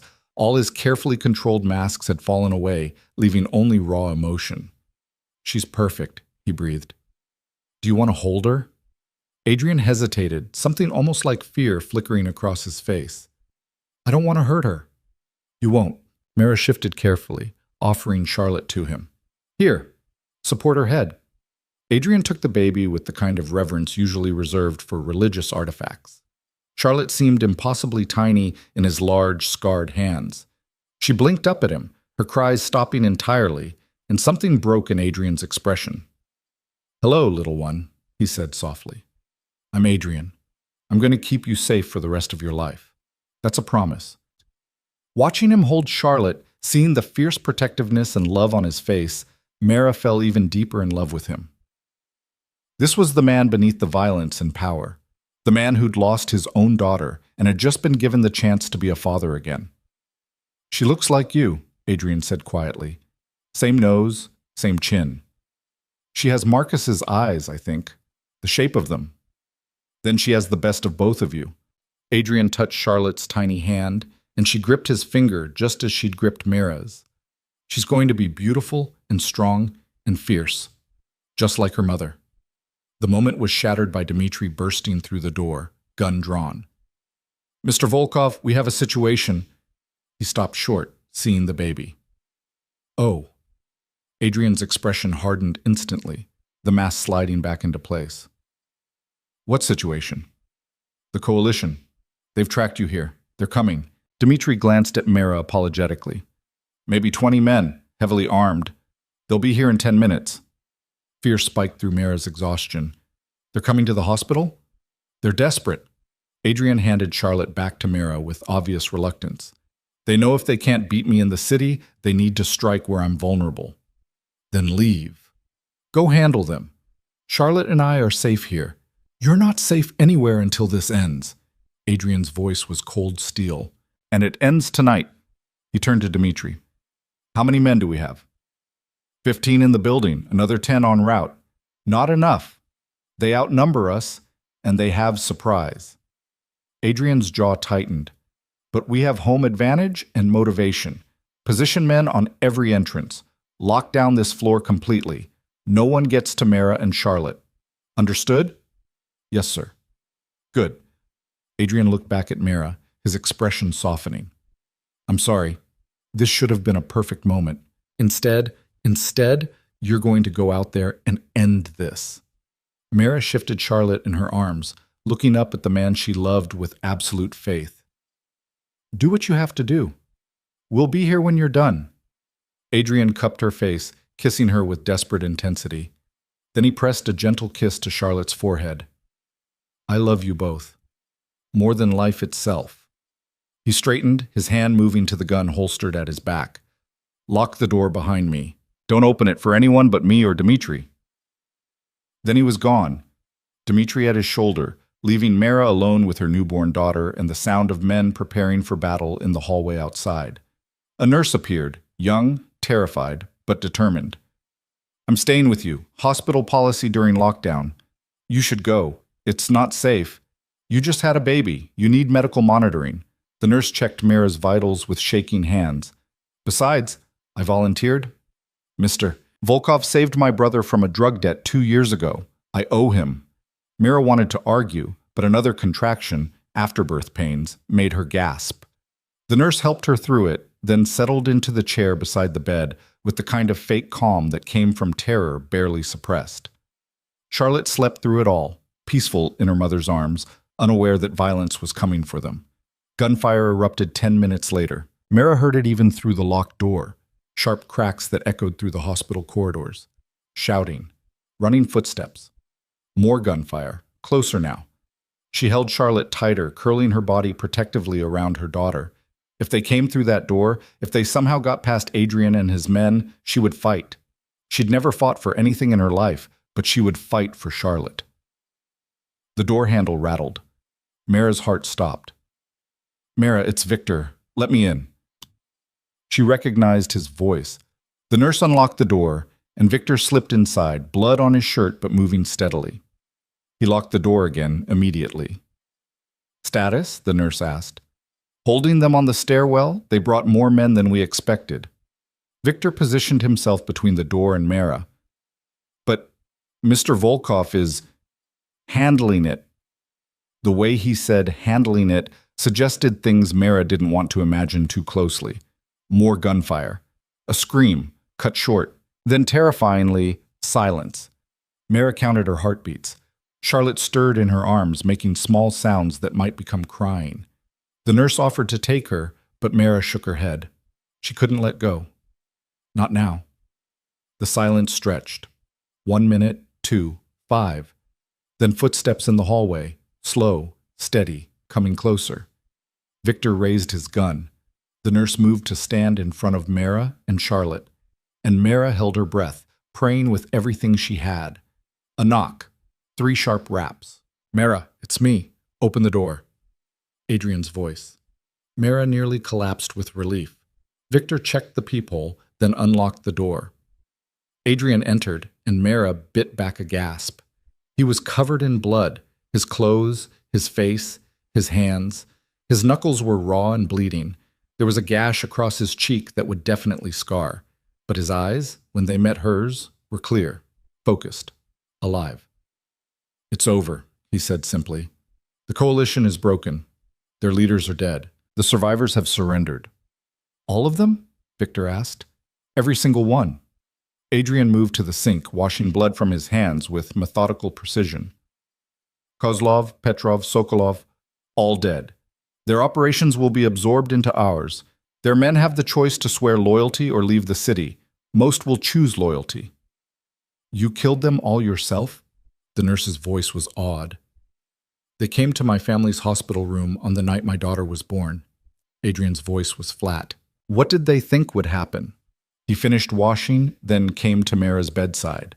She should have been horrified by the violence, by the cold calculation in his voice. Instead, she felt safe, protected, loved. "Is she okay?" Adrian asked, looking at Charlotte. "Perfect. Sleeping through everything like nothing happened." Mara shifted, making room on the bed. "Sit. You look like you're about to fall over." Adrian sank onto the edge of the mattress, careful not to jostle her. His hand found Charlotte's tiny head, stroking her dark hair with infinite gentleness. "I thought I was going to lose you both," he said quietly. "When Dmitri called and said you were in labor, and then that the coalition was coming, I've never been that afraid in my life."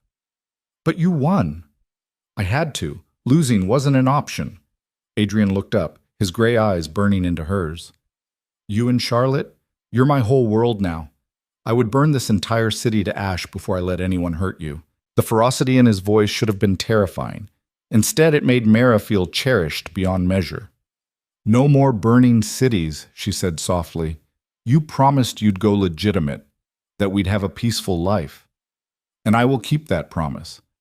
The coalition's destruction gives me the leverage I need. Other families will fall in line or leave.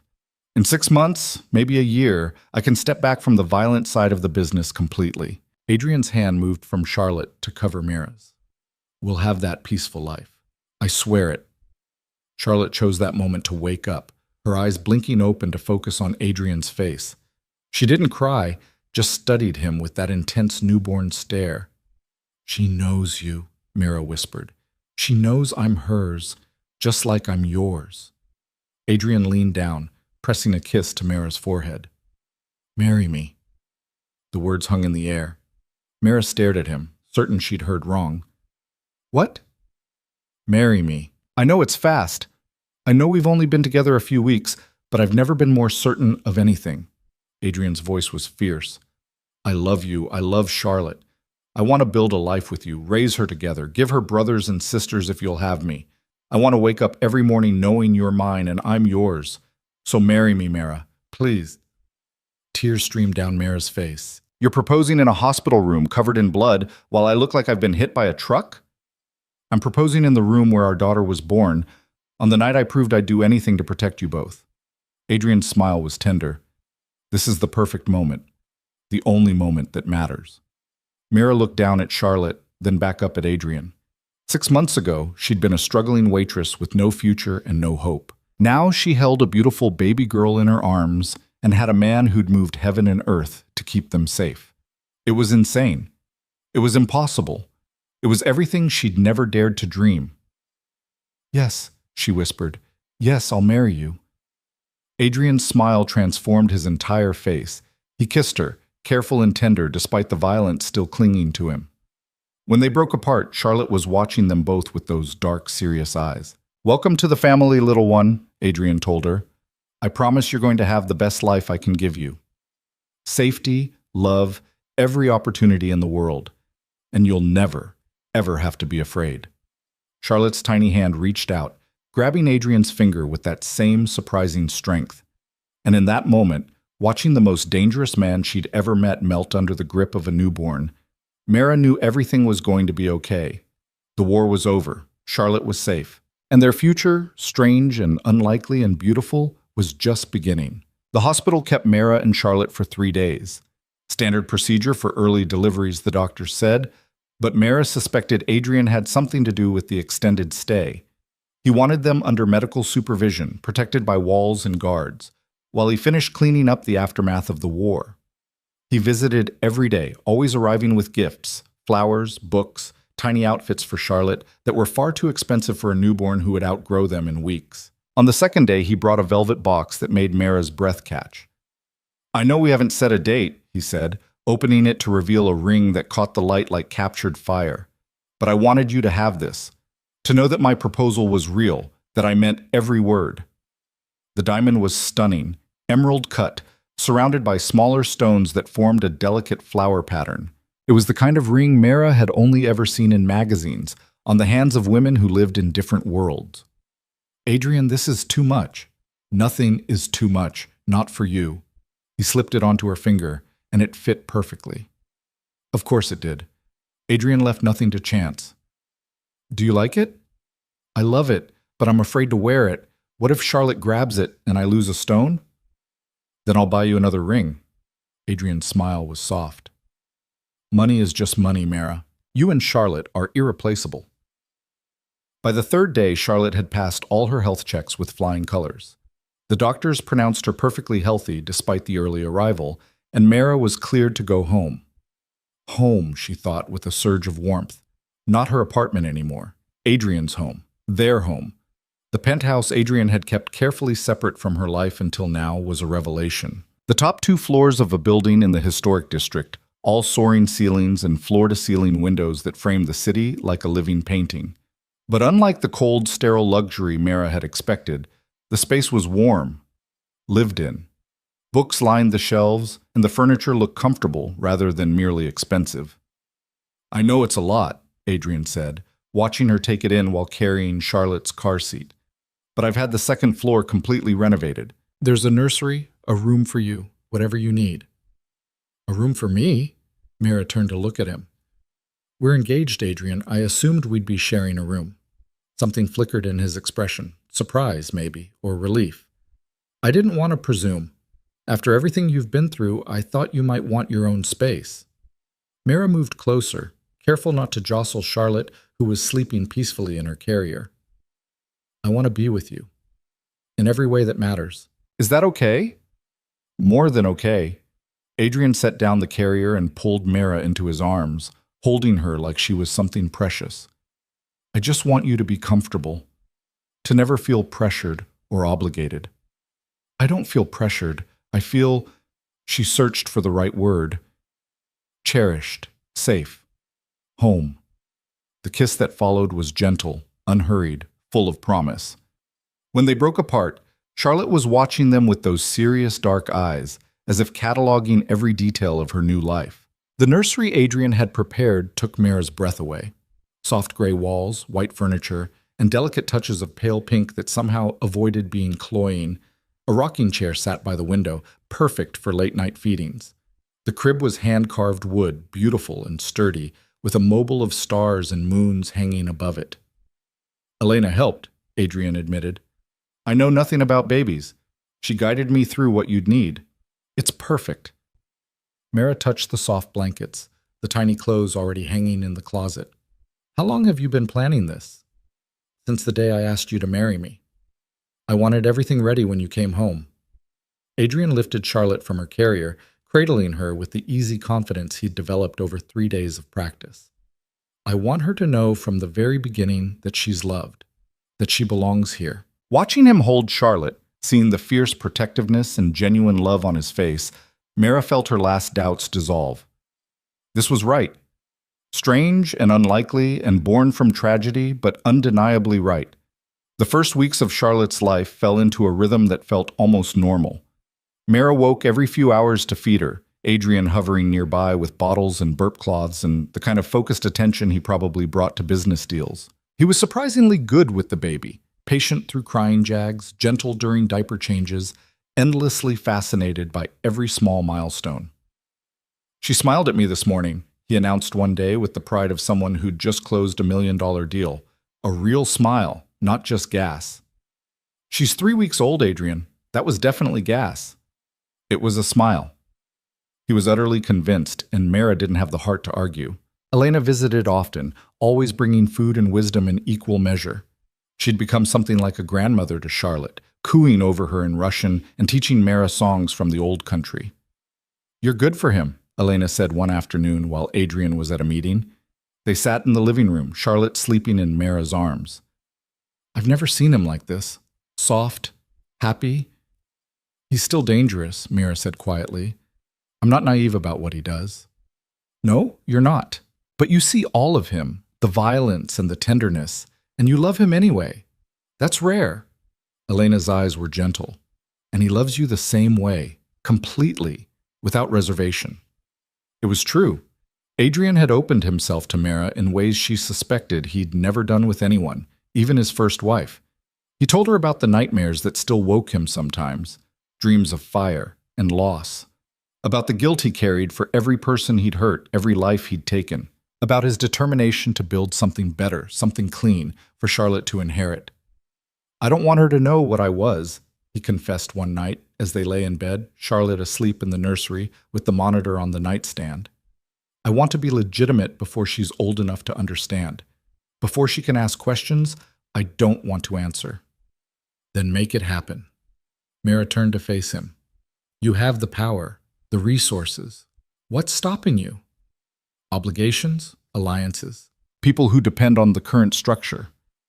Adrian's jaw tightened. "But I'm working on it. Every day I'm shifting more assets into legitimate businesses. The galleries, the import companies, real estate. In a year, maybe 18 months, I can step back from the rest." "And until then?" "Until then, I do what I have to do to keep us safe." He pulled her closer. "But the violence is ending, Mara. No more wars, no more bloodshed. Just quiet management until I can hand it all off to Victor and walk away." Mara believed him. She saw the changes happening. Fewer late-night calls, more business meetings in actual offices instead of abandoned warehouses. Adrian was keeping his promise, transforming himself one decision at a time. When Charlotte was 6 weeks old, Adrian brought up the wedding. "I want to marry you soon," he said over breakfast. Charlotte was in her bouncer, making the gurgling sounds that had become her favorite form of communication. "Not a huge ceremony, just us and the people who matter most." "How soon?" "Next month?" "I know it's fast, but I don't want to wait. I want to make this official, to give Charlotte a family, legally and completely." Mara thought about it. She had no family left to invite, no friends beyond Elena, and a few women from the gallery. A small ceremony made sense. More than that, it felt right. "Okay, next month. But I have one condition." Adrian raised an eyebrow. Name it. I want to adopt Charlotte legally as my daughter, and I want you to adopt her too. Not just claim her, actually legally become her father. Can we do that? Something raw and beautiful crossed Adrian's face. You want me to be her father? Officially? You already are her father in every way that matters. This just makes it legal, makes her yours. Mara reached across the table to take his hand. Marcus gave her life, but you're giving her everything else. Love, safety, a future. You deserve to be her father. Adrian's eyes were suspiciously bright. Then, yes, we'll do it all at once. Get married, adopt Charlotte, start fresh as a real family.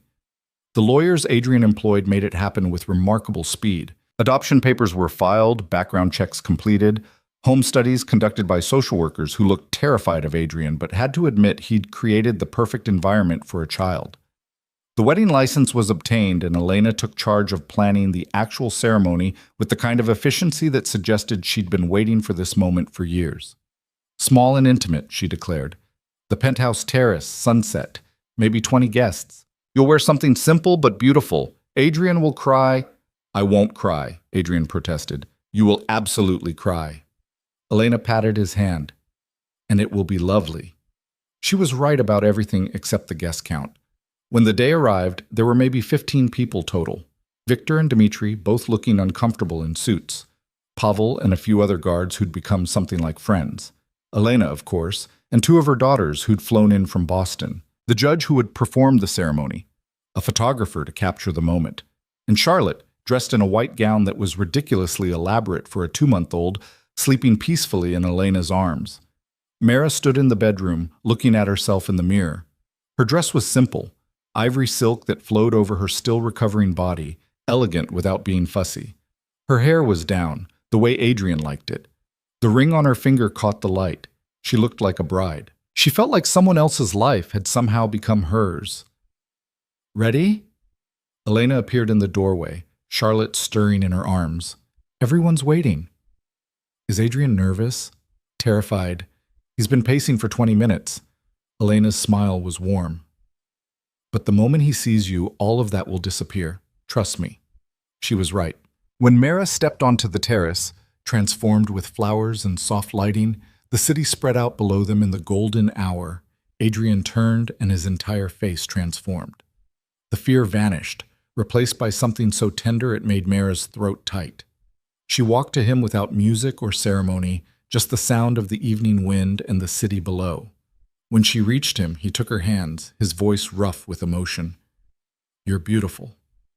So are you. The judge cleared his throat, clearly amused. Shall we begin? The ceremony was short and perfect. Traditional vows with a few personal additions. Adrian promising to protect and cherish not just Mara but Charlotte. Mara promising to stand beside Adrian through whatever challenges lay ahead.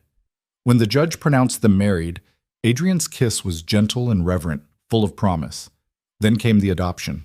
The judge had agreed to perform both ceremonies together, making it official in one perfect moment. Adrian and Mara signed the papers, Charlotte's birth certificate was amended, and suddenly they were a family, legal and complete. Charlotte Elena Volkov, the judge read from the new certificate. Daughter of Adrian Volkov and Mara Volkov. Congratulations. Adrian took Charlotte from Elena, holding her up so she could see everyone gathered. Hear that, little one? You're ours now, officially and forever. Charlotte, with impeccable timing, smiled. A real smile this time, no question about it. The guests laughed, and Adrian's eyes filled with tears he didn't bother to hide. Elena was right, Mara whispered. You are crying. Tears of joy don't count. But he was smiling through them, looking down at Charlotte with absolute devotion. The reception was casual, food, champagne, toasts from Victor that were surprisingly heartfelt. As the sun set and the city lights came on below them, Adrian pulled Mara onto the makeshift dance floor for their first dance as husband and wife. I never thought I'd have this again, he said quietly, swaying with her to music only they seemed to hear. A wife, a daughter, a real family. I thought that part of my life was over. And now? Now I have everything. Adrian pulled back enough to meet her eyes. You saved me, Mara, from becoming the monster I was turning into. You gave me a reason to be better. We saved each other. Mira touched his face. I was drowning before you found me.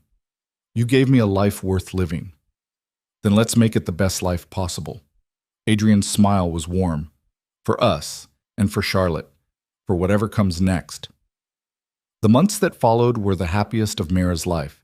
She watched Charlotte grow from a tiny newborn into a baby with personality, laughing, reaching for everything, responding to her name with bright-eyed attention. Adrian was there for every milestone, documenting each one with the focused intensity he brought to everything. And slowly, steadily, he kept his promise about going legitimate. The criminal enterprises were transferred to Victor's management, with Adrian remaining as a silent partner who collected profits but made no decisions. The legitimate businesses grew, new galleries opened, the import company expanded, real estate investments flourished. By Charlotte's first birthday, Adrian had achieved what he'd set out to do. He was, on paper and in practice, a legitimate businessman. Wealthy, powerful, but legal. The violence was behind them. I can't believe it, Mira said the night they celebrated Charlotte's birthday with a small party. Their daughter sat in her high chair, chocolate cake smeared across her face, laughing as Victor made funny faces. You actually did it. I told you I would. Adrian pulled Mira close. I promised you peace, a normal life. I don't break my promises. What about Victor? The others who are still running things? They know the rules. No violence that traces back to me or my family. No operations that could endanger Charlotte. They step carefully because they know if they don't, I'll step back in. Adrian's voice hardened slightly. I may be legitimate now, but I haven't forgotten how to be dangerous. They won't test me. Mira believed him. She'd seen that danger firsthand, knew what Adrian was capable of when protecting what he loved. But she'd also seen his gentleness, his capacity for love, his determination to be better. He was both things at once, dangerous and tender, ruthless and kind. And somehow, impossibly, he was hers. 2 years after Charlotte's birth, Mira found herself standing in the new gallery Elena had helped them open, larger than the first one, in a better location, filled with art that spoke to Mira's developing eye. She was the manager now, having learned everything Elena could teach her, and then some. You've done well for yourself, Elena said, appearing at her elbow. She'd officially retired 6 months ago, but still visited regularly to critique and advise. The collection is excellent. That piece by the new artist, what's her name, Rivera? It's going to sell for triple what you paid within the year. You taught me well. I taught you the basics. The rest was all you. Elena's smile was proud. You've become exactly what I always knew you could be. Strong, confident, successful on your own terms. It was true. Mira barely recognized herself anymore when she looked in mirrors. The scared, struggling waitress was gone, replaced by a woman who ran a successful gallery, raised a brilliant daughter, and loved a man who'd moved heaven and earth to give her the life she deserved. That evening, Adrian picked her up from work as he often did. Charlotte was with them, 3 years old now, and chattering constantly about everything she saw. Mama, look! Doggy! She pointed at a golden retriever being walked past the gallery. I see it, sweetheart. Very pretty dog. Can we get a doggy, Papa? Adrian, who'd insisted Charlotte call him Papa from the moment the adoption was finalized, pretended to consider it seriously. Maybe when you're a little older, dogs are a big responsibility. I'll be responsible, promise. Mira and Adrian exchanged amused looks over her head. These were the moments that mattered, not the dramatic rescues or violent confrontations, but the simple everyday joy of being a family. That night, after Charlotte was asleep, Adrian brought Mira out to the terrace where they'd been married. The city glittered below them, beautiful and vast. I've been thinking, he said, pulling her close, about expanding the family. Mira's heart skipped. Are you saying what I think you're saying? Charlotte's 3, the perfect age for a sibling. Adrian's hand rested on her stomach, hopeful. What do you think? Ready to do it again? Mira thought about pregnancy, about labor, about sleepless nights with a newborn. Then she thought about Charlotte's joy, about the family they'd built, about giving their daughter a sibling to grow up with. Yes, she said simply. Let's have another baby. Adrian's smile was brilliant. He kissed her deeply, and Mira felt the future unfold before them, full of possibility, and hope and love. 9 months later, Mara gave birth to a son they named Alexander, after Adrian's father. Charlotte was fascinated by her baby brother, insisting on helping with everything from diaper changes to bottle feedings. Adrian was, if possible, even more devoted the second time around, splitting his attention between both children with practiced ease. "I never imagined this," he confessed one night as they watched Charlotte read a story to baby Alexander in her careful, serious way. "After I lost my first family, I thought I'd never have this again. The noise, the chaos, the overwhelming love. You gave that back to me. We gave it to each other." Mara leaned against him. "None of this would exist without both of us." 5 years passed. Charlotte started school, a private institution where she excelled in everything she touched, just like both her parents had predicted. Alexander grew into a rambunctious toddler who kept everyone on their toes. The gallery expanded again, until Mara found herself running a small empire of her own, and Adrian transformed completely. The man who'd once ruled through fear and violence became known instead as a shrewd businessman, a devoted father, a philanthropist who funded arts programs and women's shelters throughout the city. He never spoke of his past, and those who knew didn't dare mention it. He'd become exactly what he'd promised: legitimate, peaceful, focused on building rather than destroying. On their 7th anniversary, Mara and Adrian stood on the same terrace where they'd been married. Their children were asleep inside. Charlotte, now 8, brilliant and fierce, and everything Mara had hoped she'd be. Alexander, 5, sweet and curious and absolutely convinced he could do anything his big sister could do. "Do you ever regret it?" Mara asked, looking out at the city lights. "Giving up the power, the control?" "Never.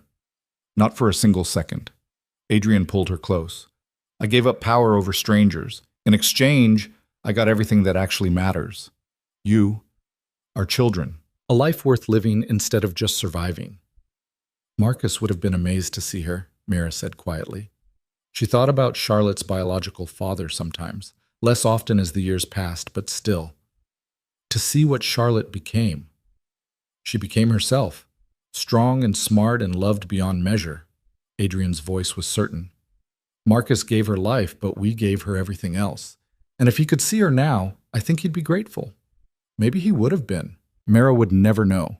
But she knew Charlotte was happy, thriving, surrounded by love and opportunity. That was what mattered. "I used to dream about escaping," Mara admitted. "When I was working at the diner, barely surviving, I used to imagine winning the lottery or meeting someone who would save me. But I never imagined anything like this." "What, marrying a reformed criminal and running an art empire?" "Marrying the love of my life, having children who fill every day with joy, building something meaningful that's entirely mine." Mara turned to face Adrian. "Finding home in the most unlikely place possible." "Unlikely," Adrian agreed, "but perfect." He kissed her as the city lights sparkled around them, and Mara felt the truth of that statement settle into her bones. Their story had been unlikely from the beginning, born from tragedy and violence, built on protection that transformed into love. But it was theirs, and it was perfect. Inside, Charlotte called out for water. Alexander started crying, probably having woken his sister with his movement. The beautiful moment shattered into the beautiful chaos of family life. Adrian laughed, pulling Mara toward the door, but, "Come on, our children need us. Our children always need us." And isn't that wonderful? It was. All of it. The sleepless nights and sticky fingers and constant noise, the gallery openings and school plays and family dinners, the quiet moments stolen between chaos, where Mara and Adrian remembered why they'd chosen this life together. Years later, when Charlotte graduated from high school at the top of her class, Mara sat in the audience with Adrian on one side and Alexander, now 13 and already taller than her, on the other. She watched her daughter cross the stage, confident and brilliant, and thought about the journey that had brought them here. A car accident that should have been the end had become a beginning. A pregnancy that seemed like a disaster had become the greatest gift. A dangerous man had become the best father and husband she could have imagined. "She looks like you," Adrian whispered as Charlotte accepted her diploma. "Same determination, same fire." "She looks like herself," Mara corrected, "like everything we hoped she'd be." Charlotte found them in the crowd after the ceremony, throwing her arms around both parents with the unselfconscious affection of a girl who'd never doubted she was loved. "I did it!" "We never doubted you would," Adrian said, his voice thick with pride.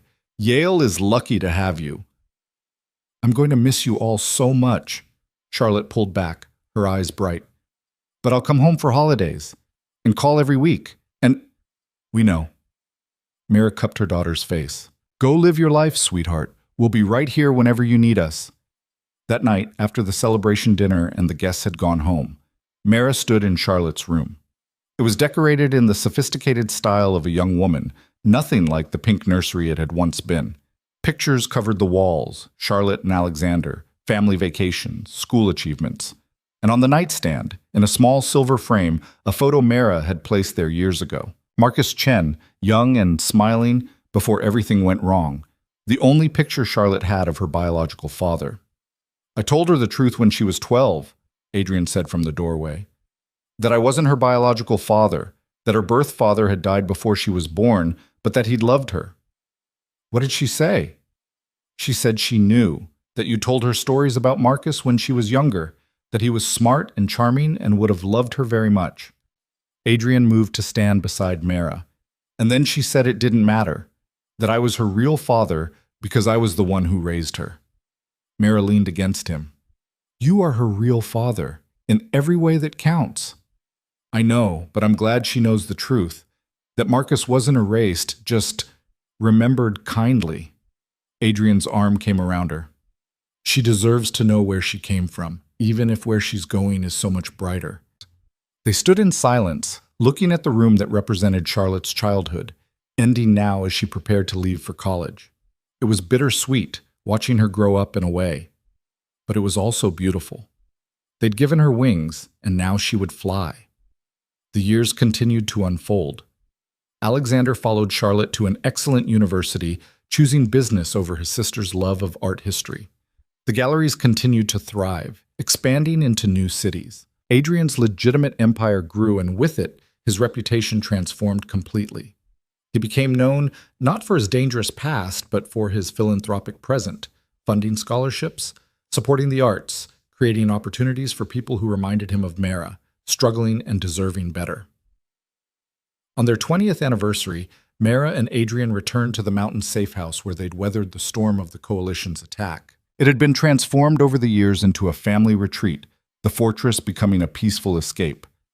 "Hard to believe it's been 20 years, Mira said, standing at the same window where she'd once waited in terror for Adrian to return from battle. 20 years since I proposed covered in blood in a hospital room?" Adrian smiled. "Most romantic proposal ever. It was perfect for us." Mira turned to face him, seeing the silver threading through his dark hair, the lines around his eyes that came from laughter more than stress. "Everything about us was perfect for us, even when it seemed insane." "Especially when it seemed insane." Adrian pulled her close. "I'm grateful for every moment, every challenge, every joy. All of it led us here." Here was everything they'd built together. Children who were thriving, businesses that gave them purpose, a life that had transformed from survival to genuine flourishing, love that had been tested and proven unbreakable. "Do you ever miss it?" Mira asked. "The power? The danger?" "No. I have everything I want right here." Adrian kissed her forehead. "Power is just a tool. What matters is what you build with it, and we built something beautiful." They had. Against all odds, despite every obstacle, they'd created a life that was worth every struggle it had taken to get there. That evening, Charlotte called from her job at a museum in New York. Alexander video chatted from his internship in London. Both of them happy, successful, loved, and loving. "We did good," Mira said as they ended the calls. "We did better than good. We did extraordinary." Adrian pulled her into his arms on the terrace, the mountains rising around them under a sky full of stars. "And it's not over. We have years ahead of us, more memories to make, more love to share." Mira leaned into his embrace, feeling the truth of those words settle deep in her heart. Their story had started with tragedy, a car crash, a pregnancy, a dangerous bargain. But it had become so much more. It had become a love story for the ages, Not the kind found in fairy tales, but something real and hard-won and infinitely precious. Two broken people who'd found each other in the darkness and built a light bright enough to guide them home. "I love you," Mira whispered. "I love you more," Adrian replied. "Impossible. Want to bet?" They argued about it playfully as they headed inside, their laughter echoing in the mountain air. And somewhere in the city below, the empire they'd built together continued its quiet work, helping people, creating beauty, making the world just a little bit better than they'd found it. Charlotte Volkov grew up to run her own museum, creating opportunities for young artists who needed them. Alexander Volkov built ethical businesses that treated employees fairly and gave back to communities. And Mara and Adrian Volkov grew old together, their love deepening with each passing year, proving that even the most unlikely beginnings could lead to the most beautiful endings. Their story had started with a collision, metal and glass and shattered lives. But it had transformed into something no one could have predicted. A family built on choice rather than obligation. Love that conquered fear. Peace that was earned through transformation rather than demanded through violence. And when Mara looked back on it all, from the scared waitress she'd been to the confident woman she'd become, she understood that every moment, even the terrifying ones, had been necessary. Had been perfect in its own way. Because it had led her here. To Adrian. To their children. To a life she'd never dared to dream but now couldn't imagine living without. That was the real miracle. Not the dramatic rescues or violent confrontations or unlikely coincidences, but the simple, profound truth that love could transform everything, including two people who'd thought they were beyond saving. They'd saved each other, built each other up, created something beautiful from the wreckage of what came before. And they lived happily ever after. Not because fairy tales promised it, but because they chose it every single day, together.